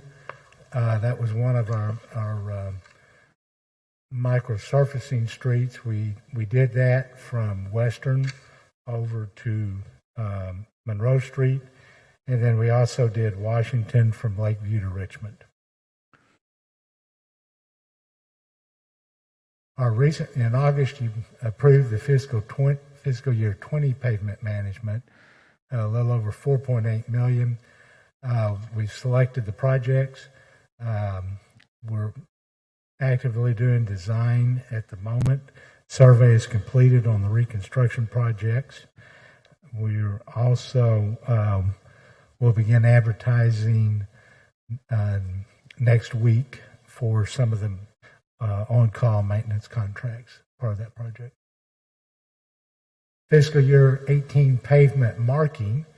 In previous years, pavement marking was considered part of operations, and we handled it because it were contract operations, but it came out of general fund. So fiscal year 18, that project was completed in July. And fiscal year 21, that has been shifted to the half-cent sales tax.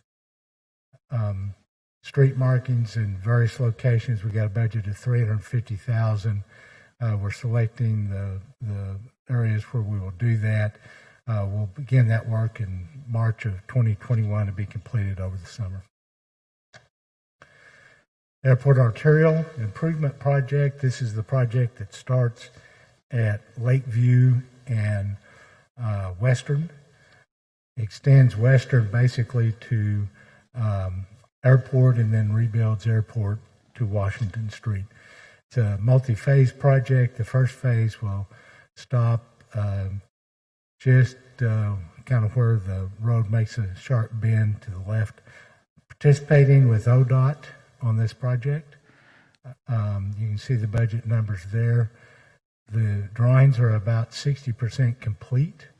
We're working through the environmental review, and we hope to begin construction sometime this summer. We're working with the Oklahoma Department of Tourism on how we will relocate the ball fields when the time comes, and we call that a conversion process.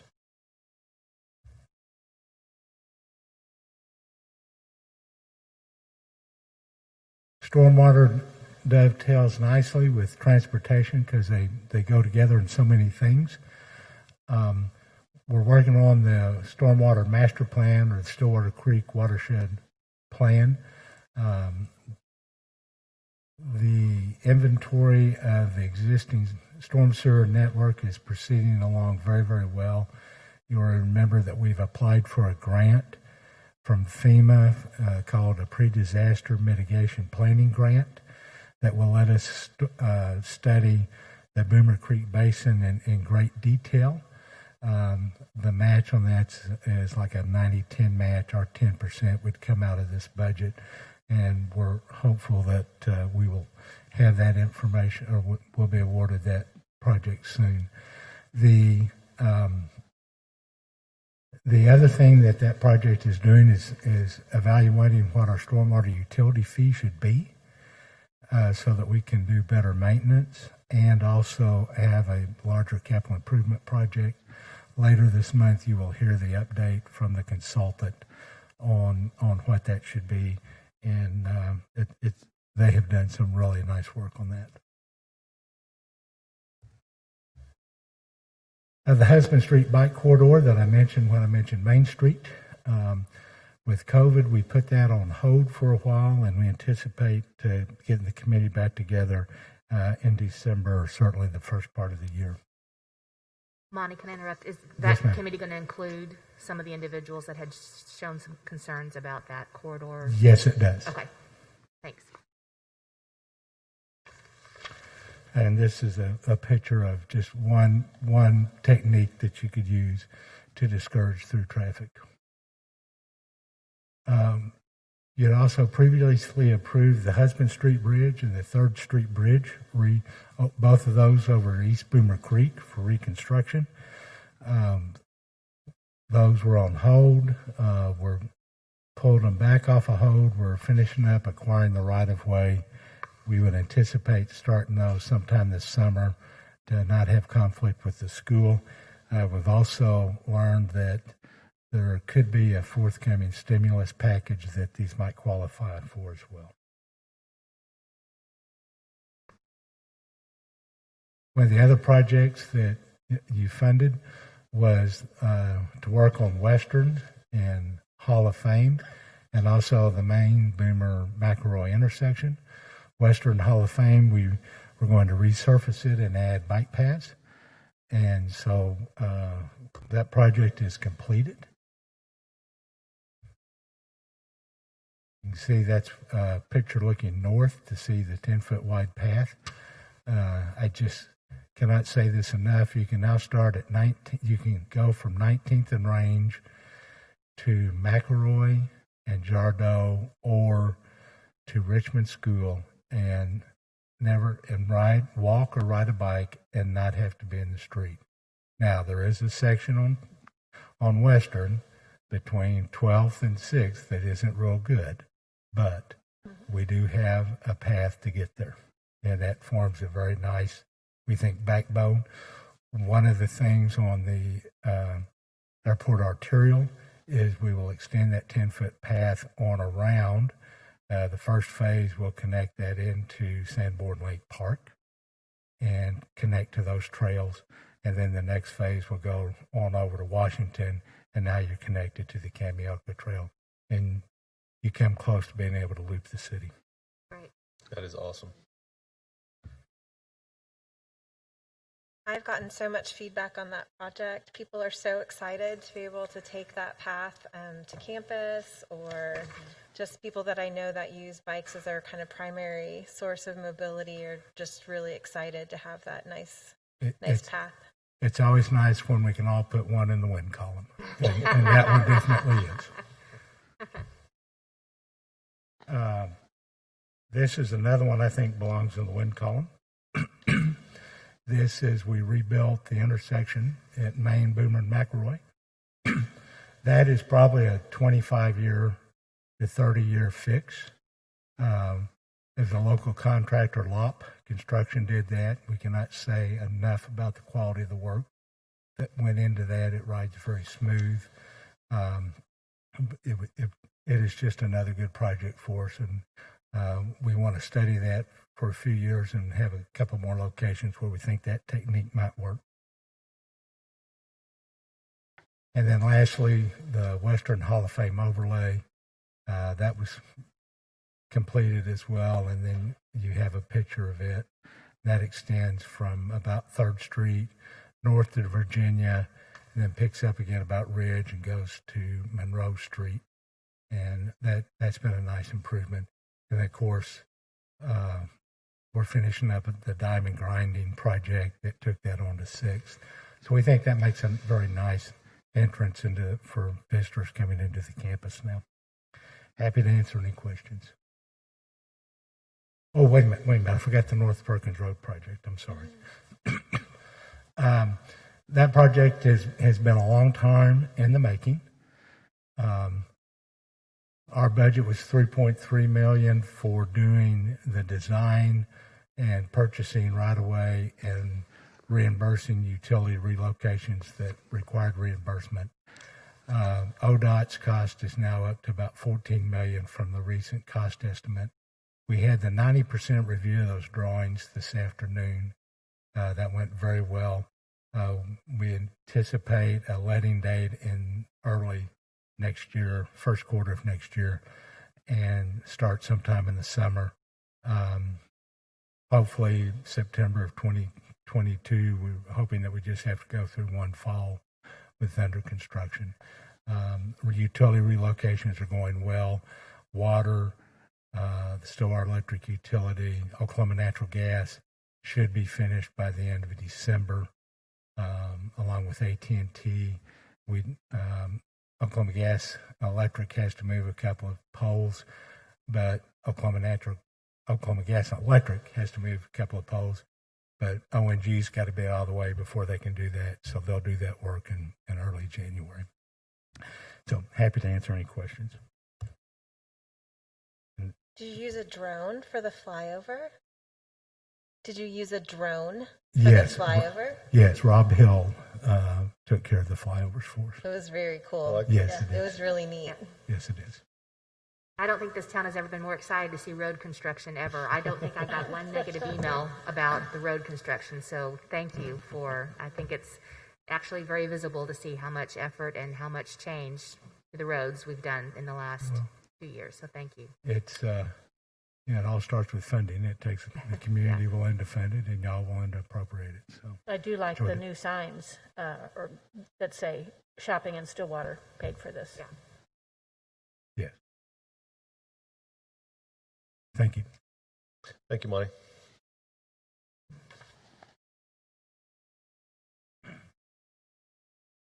I forgot to introduce Austin. He will talk about the airport projects. Good evening, Mayor, Vice Mayor, and Councilors. My name is Foster Bakay, Airport Administrative Coordinator. I'll be presenting the airport's portion of the quarterly projects update tonight. Start with runway 422 project. This is our secondary crosswind runway, which is made up of 2 different parts. The first was the milling off and then an overlay of asphalt, and the second was the installation of LED runway lights. The budget for this project was $3.95 million, and we are happy to announce that 422 was completed in July 2020 and officially opened in early August. Alongside 422, we also had work done on taxiways Foxtrot and Bravo, which are parallel to 422. This involved an inch of asphalt overlay. We anticipate this will give us a few years before a full depth repair can be implemented. The budget for this portion of the project was $210,000, and it was also completed in July. However, we completed under budget at $180,000. Here we have a nice drone image. In the center there, we see runway 422. It intersects our primary commercial service runway 1735. On the bottom right there, we see taxiway Bravo, that darker asphalt area. And then in that middle top area, I know it's a little bit hard to see, but it's parallel to that runway. That is taxiway Foxtrot, which also had work done there. Moving on to our ARF truck. ARF, as a reminder, stands for Aircraft Rescue and Firefighting Apparatus. Current ARF truck that we have has aged past its service life, has a little bit of leaking and mechanical issues. The budget for the new one was just over $790,000. The truck is being made and built in by Rosenbauer USA, and it's being assembled in the suburbs of Minneapolis and Minnesota. We are currently in their production queue, and it takes about a year from the order being placed to final delivery. The reason for this is that they have to make it right up to our specification. The anticipation completion, therefore, and delivery is July 2021. We've already purchased and received certain emergency equipment, including a new ram, spreader, and cutters. And here we have an image of what we can expect to receive. This is specifically the Rosenbauer Panther model. Overall, it'll be a great addition to keep our airfield safe.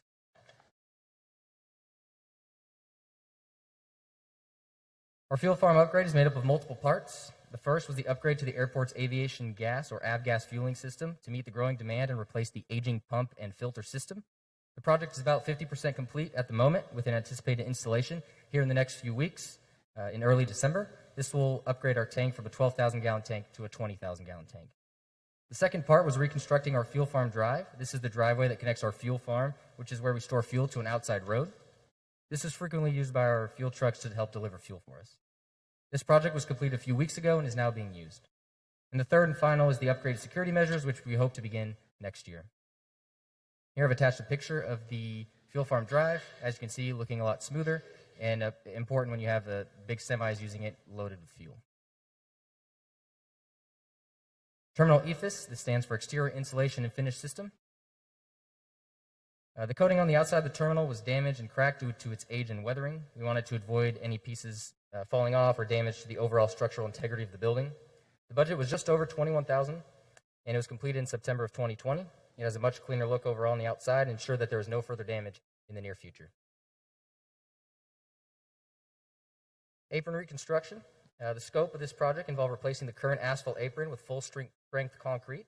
This is in anticipation of larger aircraft in the future and because it will last longer over time.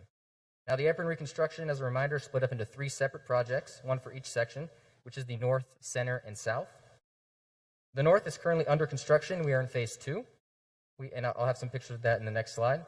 It is moving along quickly, and the anticipated completion for the north section is February of next year. The center section is still in the design phase and is at 95% completion on the design side. We hope to begin construction sometime next summer, with an anticipated completion about a year later. And on the south apron, it is also moving along quickly. They are continuing to pour concrete as we speak. The completion date on paper, while set for March 2021, is actually anticipated to be a little bit earlier here in early January. And here we have some images. This is actually on the north side of the airport looking south, so the area closest to you on the left there is the north apron. That is now actually all full of concrete, and it's currently curing as we speak. The next phase of the north apron will be on the right there, where you see some airplanes parked. Further back, you can also see in the back left, top left there is the south apron, also construction at the same time there. Here we have another image on the north apron. This is now looking north, as you can see, as they poured concrete, moving along very quickly there. And just a few more from the south apron.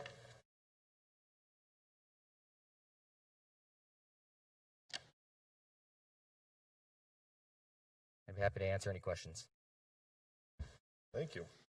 Questions, counselors? Nope. Love to see that progress. Great work. Yeah, good presentation. We appreciate the clear updates on everything that's going on. Thank you. Thank you. Yeah, Foster, I was a little concerned you coming up instead of Paul Priegel, because Paul always finds a way to tell us he's found money for us. But I was not let down, because the taxway resurface and asphalt overlay came in under budget. Foster, you did it. Always easy giving the good news. In all seriousness, to everybody that helped put these together, these are exceedingly helpful. If nothing else, then for us on council as kind of a memory refresh, we go through a lot of paperwork, we see a lot of projects, we see a lot of budget corrections and things like that. So this was exceedingly helpful. Thank you guys for everybody that put work into this. And I think it's a good way to update the public as well. Absolutely. I mean, seeing tangible progress with pictures, with video, I was exceedingly impressed with this, guys. Thank you so much. Thank you. I think too, even looking at some of the airport pictures, you can see, where you were talking about on the north apron, the part that's coming next. You look at that pavement, and you're like, oh yeah, that needs to be replaced. So I mean, that's very helpful to have that visual. Thank you. And just as a reminder, there will be additional presentations in the not too distant future from other departments, similar presentation. Yeah, that one's titled Part 1 on the agenda, so I assume there's a Part 2 coming up soon. Not tonight, though. That does take us to item 8C, summary of the Small Business Assistance Grants Program from Melissa Reams. Good evening, Mayor and Councilors. Melissa Reams, Deputy City Manager. Hopefully going to continue the marks in the win column, and here to give you an update on the Small Business Assistance Grant Program that you all approved on October 19th. And as of today, we have awarded 101 grants that total $493,496.35 to local business owners. That is in just a little under a month that we've been able to do that, and that was a collaborative effort with the city and the chamber. So congratulations to you all. You have made a big impact, had a big impact on the small business community here in Stillwater. We still have 3 grants that are waiting to be approved, with only $6,503.65 left to service those 3 grants. When I developed this report, things were looking a little different last week, and the chamber has really worked hard with the small business owners to get the missing information in, and so we've been able to accommodate. They've had 11 denials, predominantly because you had to have suffered a 25% loss in revenue, and 8 of those denials were because that loss could not be substantiated.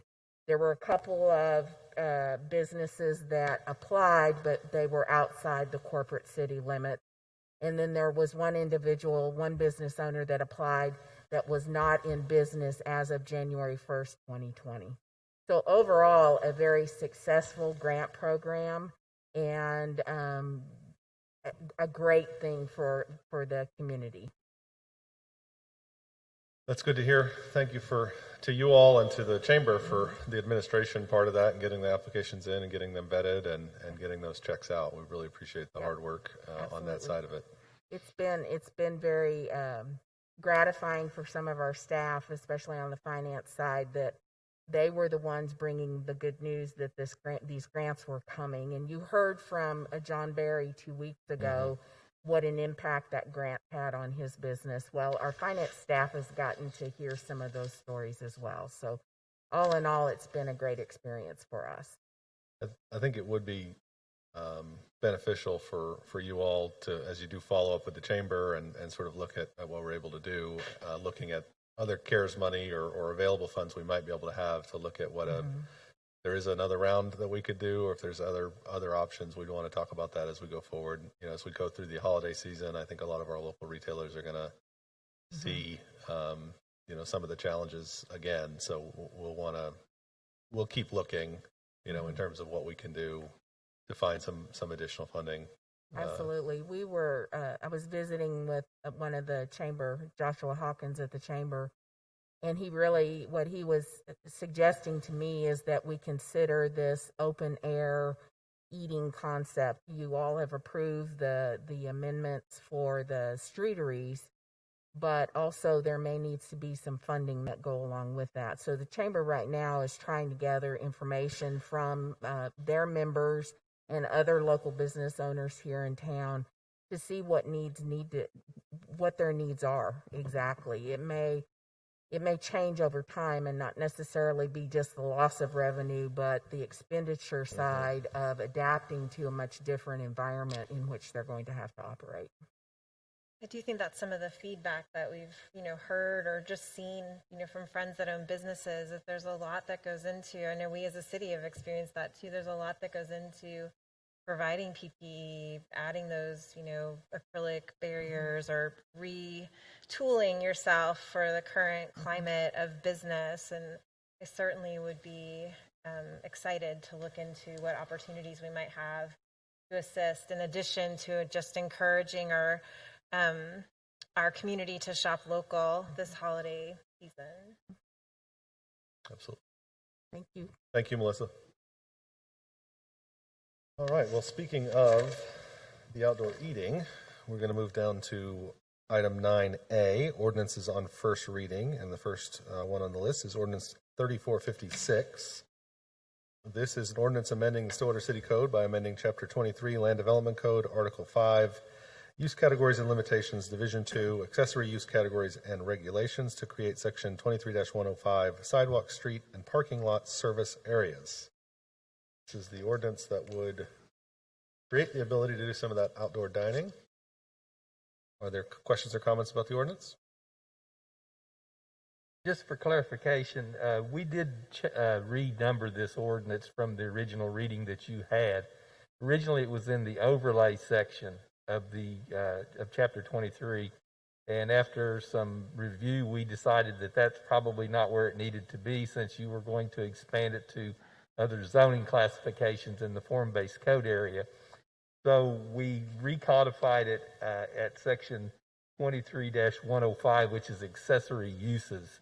And then we went through and we collected the various provisions and tried to put them into a little more readable form. So that's why this ordinance looks the way that it does. But otherwise, it is substantively identical to the one that you directed us to bring back to you. Thank you, Mr. Dorman. I noticed right away it was a different number. I did notice the titles. Thank you for doing that. Is there a motion on the item? Motion to advance ordinance 3456, the second reading. Second. We have a motion and a second to advance the ordinance to second read. Teresa, please call the roll. Mayor Joyce, Yes. Vice Mayor Darlington, Yes. Councilor Zanotti, Yes. Councilor Wedlake, Yes. Councilor Jaloski. Yes. With a vote of 5-0, ordinance 3456 is advanced to second reading. On first reading, we have ordinance 3461, an ordinance amending the Stillwater City Code by amending Chapter 23, Land Development Code, Article 6, Land Use Classifications, Division 3, Residential Districts, to amend Section 23-137, RSS Small Lot Single Family Residential District. This is the amendment that adds cemetery uses so that we actually have a zoning classification for cemeteries. Questions, comments, or motion? Motion to advance ordinance number 3461 to second reading. Second. We have a motion and a second. Teresa, please call the roll. Mayor Joyce, Yes. Vice Mayor Darlington, Yes. Councilor Zanotti, Yes. Councilor Wedlake, Yes. Councilor Jaloski. Yes. With a vote of 5-0, ordinance 3461 is advanced to second reading. Next up is ordinance 3462, an ordinance rezoning property addressed as 122 East Richmond Road from CG Commercial General District to RT Two Family Residential District. This item was covered in a previous agenda. Motion to advance ordinance number 3462 to second reading. Second.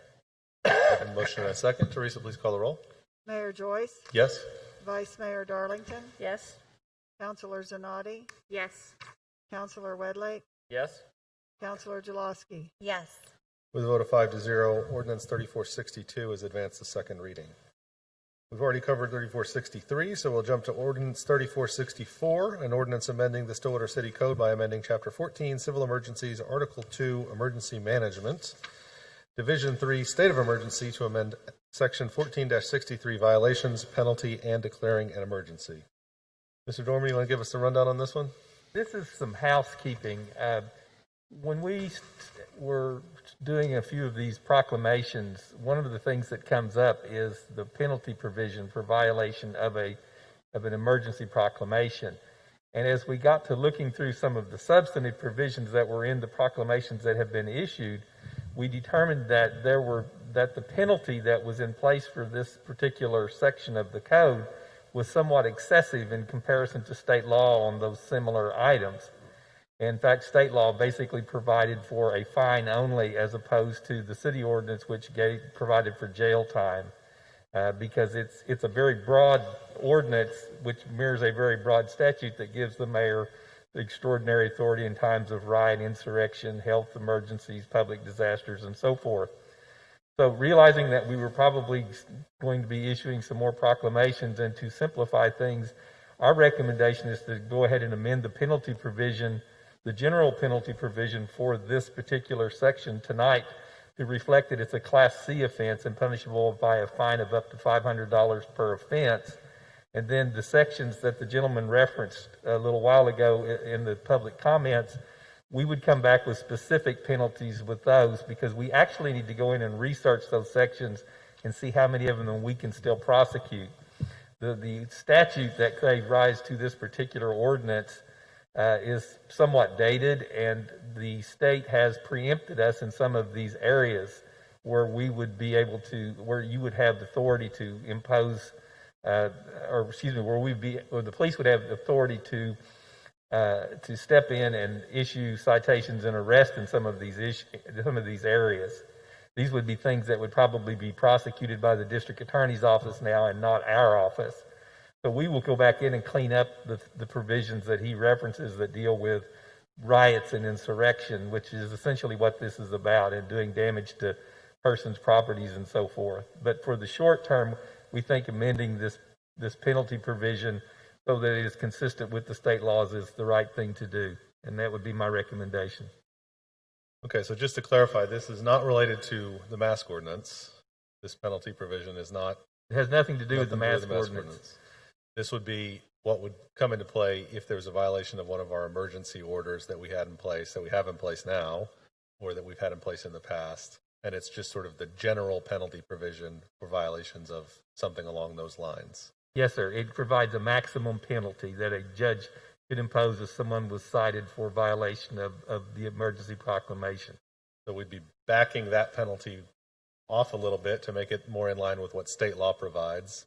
And then if there are more specific crimes that are covered in there that we think need higher penalties, we'll go back and amend those to what they should be, again, in accordance with state law. Yes, we would make those specific to those acts as opposed to just making it, trying to do this with just one single penalty.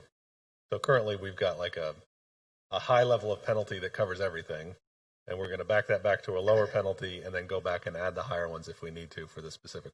Yes, sir, that would be my recommendation, and we will bring that back to you fairly quickly because you never know when you might need it, unfortunately.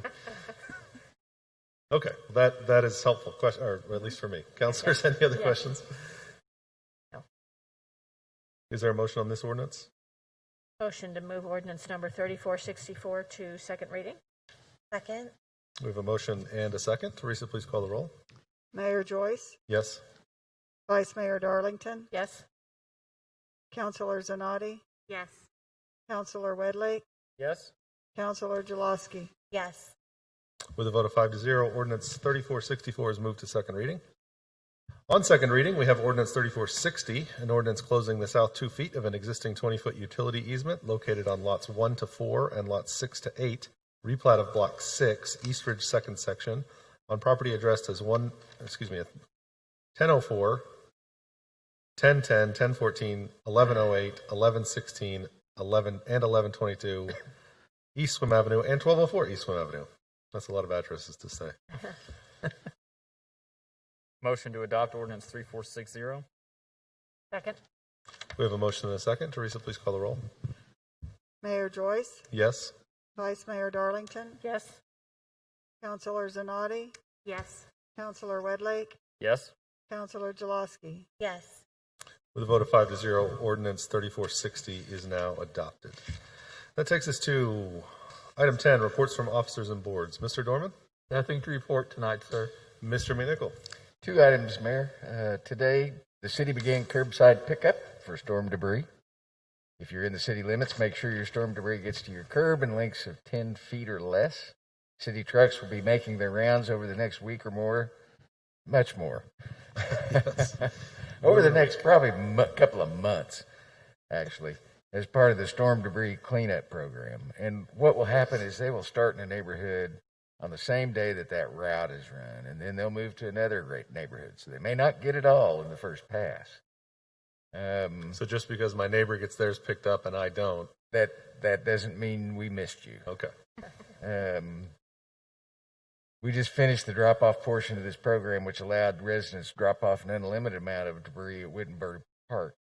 Throughout that drop-off event, the city collected almost 566 tons of tree and limb debris. And we really appreciate the employees that have been working on this between the ice storm, that knocked us out of power and trying to get all of these limbs picked up. And there is a great deal of it still out there, and we get that. We only have so much equipment and so many employees that we can dedicate to that. We'll get to it as soon as possible.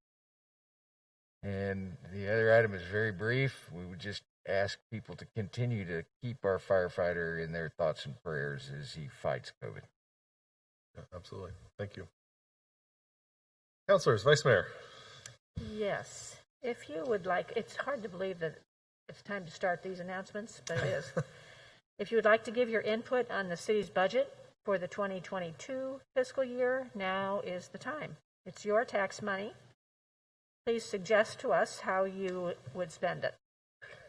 Go to stillwater.org/yourmoney to submit your ideal budget. Your feedback really is important to us.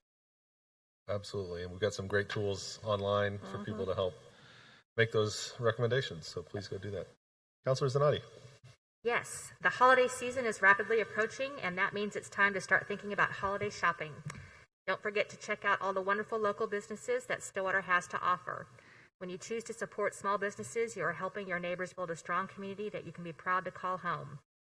And there is a group of us that want to encourage that local shopping. You guys remember last year, Mary Main Street was on Block 34 with the domes, and of course we're not able to do that this year. But we have hopefully created a wonderful light show downtown on Main Street from 6th to 10th. A wonderful light show that without Pro Value Net, Drew Beveridge and his staff, and a gentleman named Will Clay. The light show is amazing. I think it had some calls in this weekend because people weren't sure what was going on. But from dusk until dawn, the light show will be going on. And you can either listen to the music outside, the lights go to the music, but you can tune in your car if you want to drive to 87.9. I want to say it's also a partnership with Visit Stillwater and Downtown Merchants as we all try and figure out a great way to celebrate the holidays here in Stillwater. So we drove down through there. Was that Thursday night? No, Saturday night. Yeah. I don't know what day it is. For the Christmas parade, the reverse Christmas parade, which was awesome. And that light show is amazing. Like we were driving down 12th Street on our way down there, and my kids are, what is that light? What is shining in the sky? There's like a big searchlight shining. So it's awesome. There's over 85,000 lights, and Saturday with the wind, we had some kinks to it, but they've worked it out. So please come back and visit because it is really a neat interactive light show. We also went and watched the lights. We parked in front of Chris Salmon Plaza. There's this tree that sings to you while you're there. We saw, my kids are older, but still were just mesmerized by it. But we saw so many little ones get out of the car and just, they were awestruck by this really cool thing downtown. It was really cool. Thank you for all your work on that. Sure. We should point out that a lot of that work of putting those lights together and putting those lights on pole or, in designs and all that stuff was done specifically by hand, by Elaine and by Shannon Williams and her Drew kids. And it was like a big light bright. You stick the lights in the holes for the figurines. So I thought it ages me, doesn't it? Really cool, practical, hands-on service to our community, and we thank you guys so much for doing that. Councilor Wedlake. Well, mine's not quite as happy as that. Council seat number 4 is up for election for a 4-year term. This is the seat that Vice Mayor Darlington currently retains. Residents interested in running for Stillwater City Council can file for the election December 7th, 8th, or 9th at the Payne County Election Board between the hours of 8 a.m. and 5 p.m. The spring municipal general election is scheduled for February 9th, 2021. And a runoff election is scheduled for April 6th, 2021, if needed. I say sad because, Vice Mayor Darlington, your service has been invaluable to this city. It will be, whoever sits in that seat next will have very large shoes to fill. So thank you for your service, Vice Mayor. Thank you, John. But anybody interested in running, those filing periods, again, will be December 7th, 8th, and 9th at the Payne County election. Thank you, sir. Councilor Jaloski. We promise you don't have to make long, impassioned speeches every council meeting. There are moments of business as usual. The City of Stillwater Electric Utility and Lisa Vetter of LM Consulting recently held a virtual workshop on distributed generation rates. Now the city would like to hear your input. Visit speakup.stillwater.org and click on Input Needed, Distributed Generation, and Community Solar to view a recording of the workshop. Make sure to share your input by taking the distributed generation survey while you are there. Awesome. Thank you very much. All right. City Hall will be closed for Thanksgiving, Thursday, November 26th, and Friday, November 27th. That's next week. Crazy that it's already Thanksgiving. City Hall will be closed. Trash and recycling pickup proceeds as usual, both on Thanksgiving Day and the Friday after. We really appreciate the crews that are out there doing that on holidays. So as always, have your cart set up by 6 a.m. The yard waste is not collected on those holiday days. So if you're a Thursday or Friday collection, you will not have your normal yard waste collection.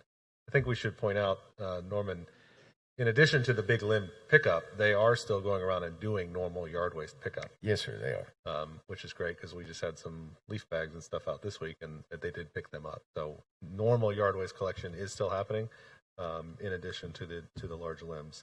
But it will not happen on Thanksgiving Day or the Friday after Thanksgiving. The Convenience Collection Center is also closed for city-observed holidays.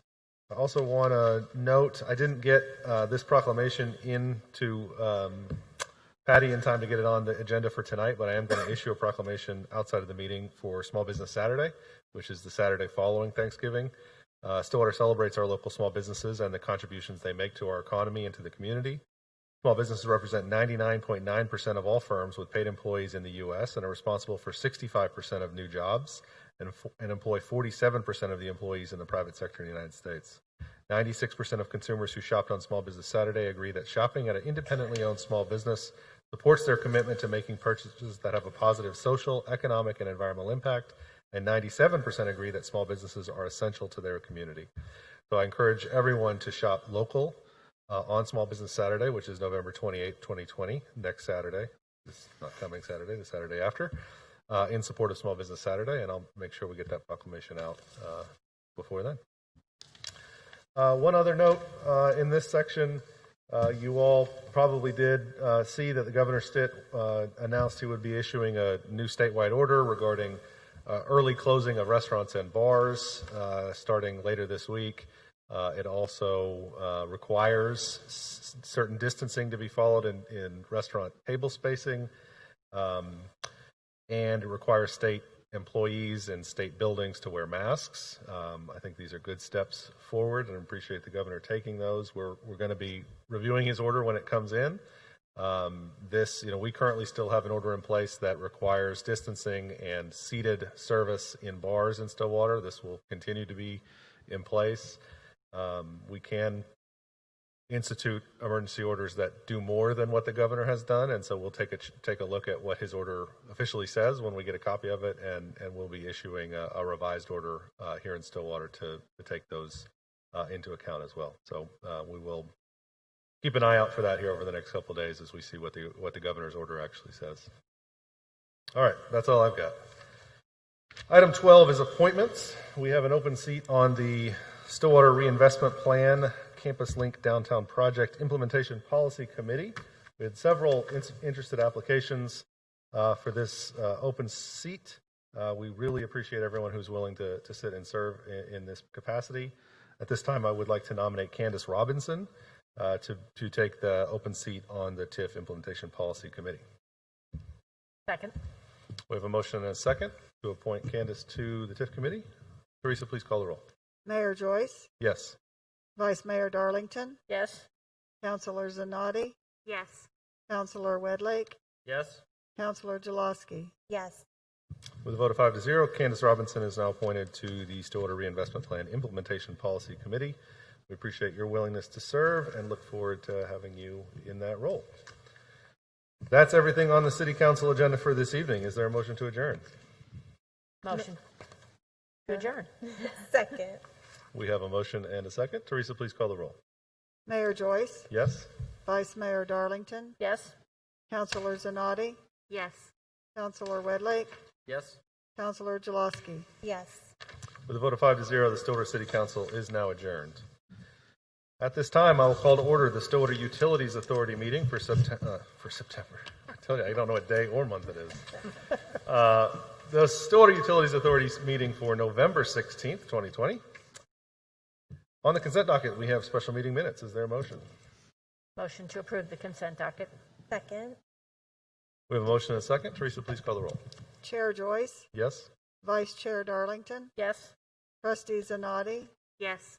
Trustee Wedlake, Yes. Trustee Jaloski. Yes. With a vote of 5-0, the consent docket is approved. Item 5A is approved purchase of waste management vehicles. I'm going to let Chris Knight come up and talk to us about this instead of reading all the stuff that's on the agenda, because I'm sure he'll explain it in much more detail. Good evening, Mayor and Council. Chris Knight, Waste Management Director. The Waste Management Department began entering into a buyback agreement for their fleet in 2015. The department has two different schedules. One of the schedules is up for renewal in June of 2021. The schedule consists of residential vehicles and one roll-off vehicle. I'm also requesting to add a seventh residential vehicle to the fleet due to the addition of 500 residential single homes that will be coming within the next year and potentially 500 more within 2 to 5 years. To meet the June deadline, the chassis have to be acquired now to guarantee we have the new trucks completed in time. The purchase of the equipment will be made under the Master Equipment Lease Purchase Agreement with Bank of America.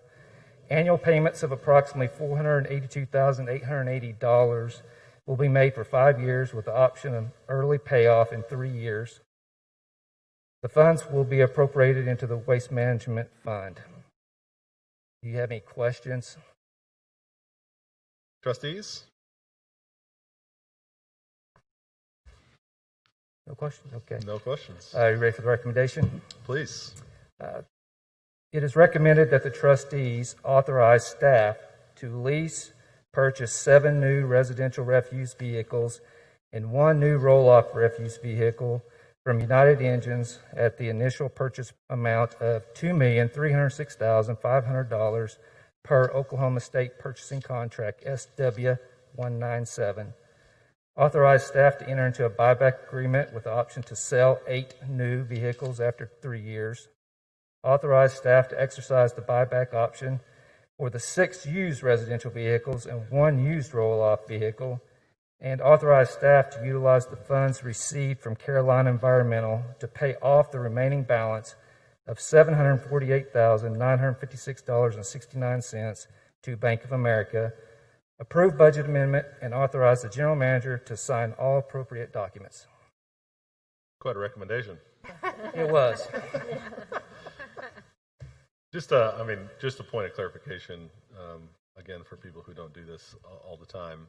You buy trucks, there's a buyback agreement, so once they're kind of past their useful life for us, we sell them back and basically kind of trade them in for new vehicles, right? We buy the new trucks, and then we enter into a buyback agreement with a third party that guarantees us a certain amount for those trucks in 3 years, barring any damage to them. So we do have to have them inspected. We went through 2 cycles so far, and we haven't had no issues getting the full amount for those trucks. So this kind of gives us an economically viable way of making sure that we've got trucks that are... Yeah, it's shown that we have less maintenance costs, so we save $100,000 to $125,000 in maintenance costs over the 3 years with the trucks, and then the downtime. That's something we don't have a number to, but we're able to keep our trucks on the road, servicing the customers as we should be, and not sitting at the city garage all the time. Yeah, I don't want to miss my trash pickup because you guys got a truck in the shop. Right. All right, thank you, Chris. Councilors, trustees, further comments, or is there a motion on the item? Motion to accept the staff recommendation. Second. We have a motion and a second. Teresa, please call the roll. Chair Joyce, Yes? Vice Chair Darlington, Yes. Trustee Zanotti, Yes. Trustee Wedlake, Yes. Trustee Jaloski. Yes. With a vote of 5-0, that item is approved. Thank you, Chris. Item 5B is approved transmission and distribution line relocation for the OK-Dot 6th Avenue Highway 51 road widening project. Authorize expenditures up to $7.5 million and approve the budget amendments appropriating expenditures for the electric rate stabilization fund. Mr. Lauren Smith. Welcome.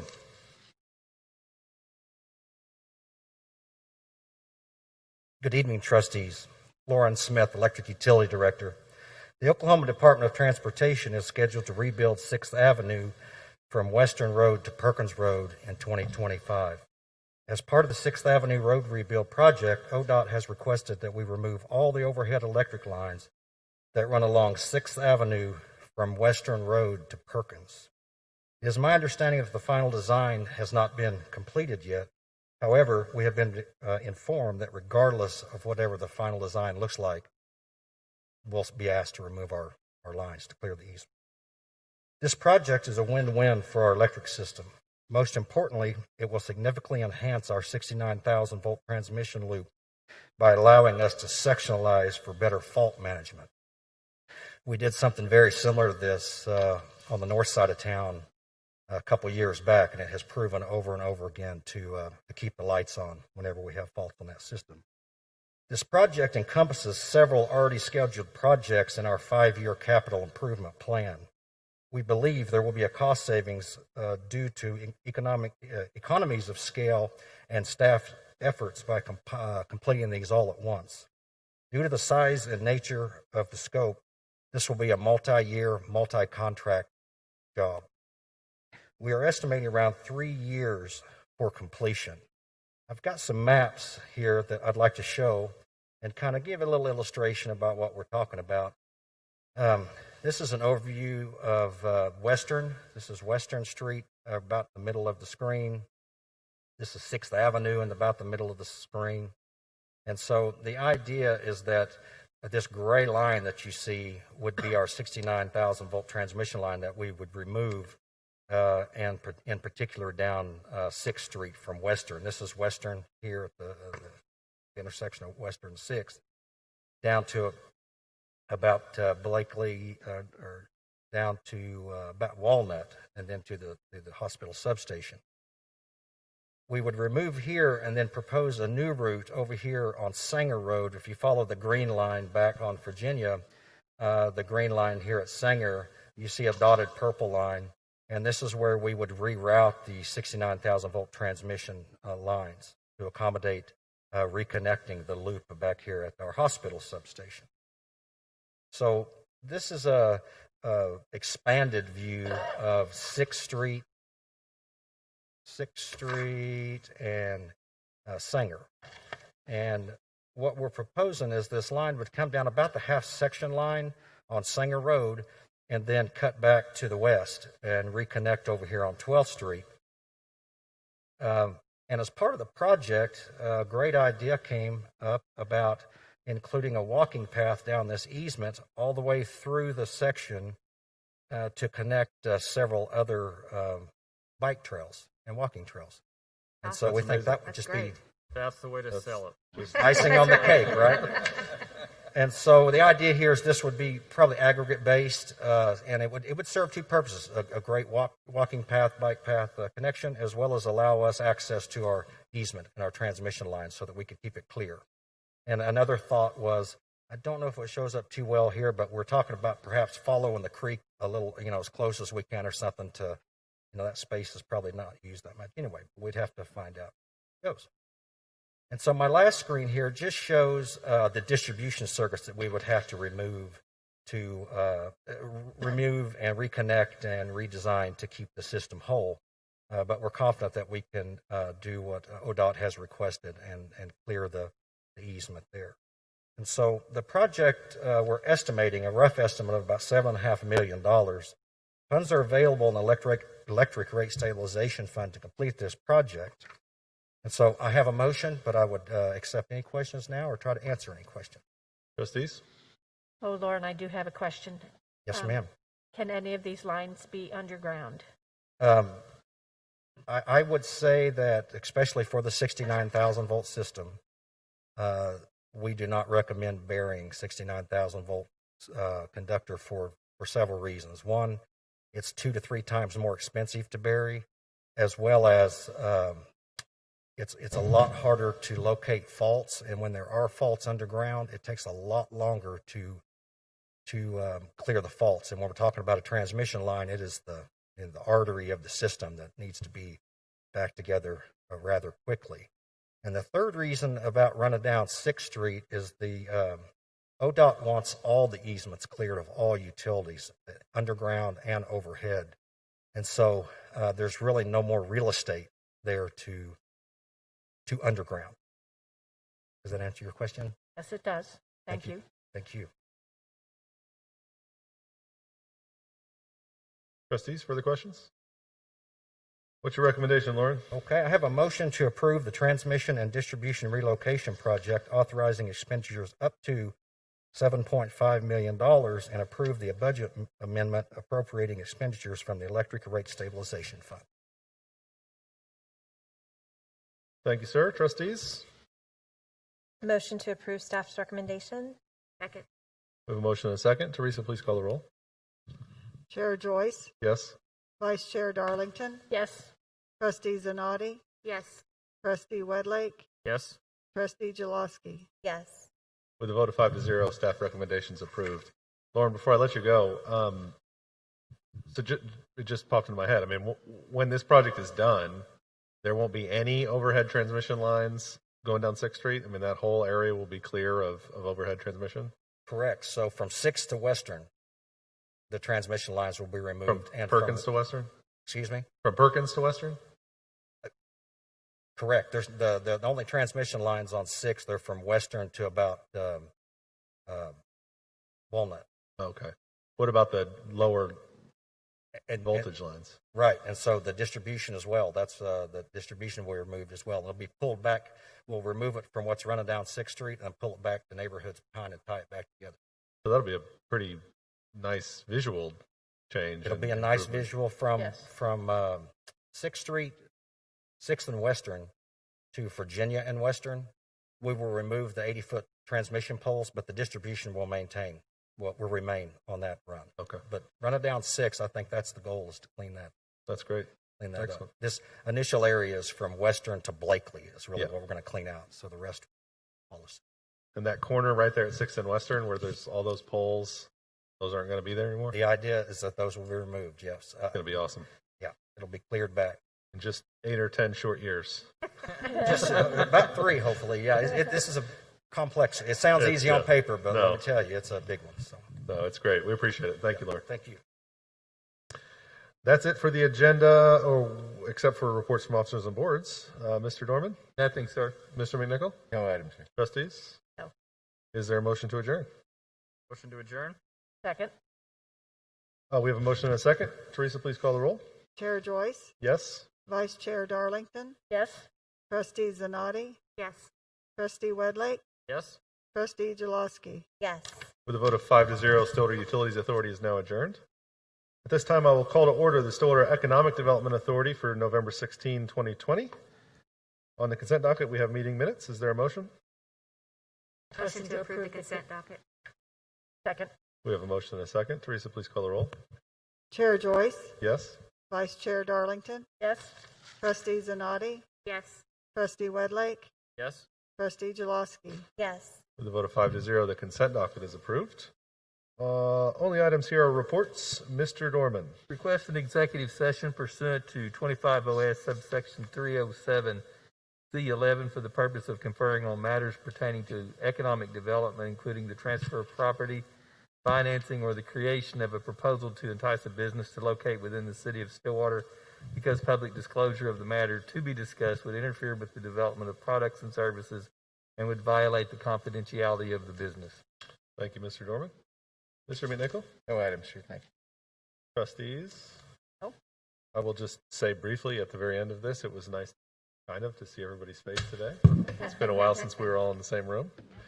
Wish it was under different circumstances, but it was good to see you guys tonight. Is there a motion on the executive session? Motion to go into executive session. Second. We have a motion and a second. Teresa, please call the roll. Chair Joyce, Yes. Vice Chair Darlington, Yes. Trustee Zanotti, Yes. Trustee Wedlake, Yes? Trustee Jaloski. Yes. With a vote of 5-0, SEDA will now enter an executive session.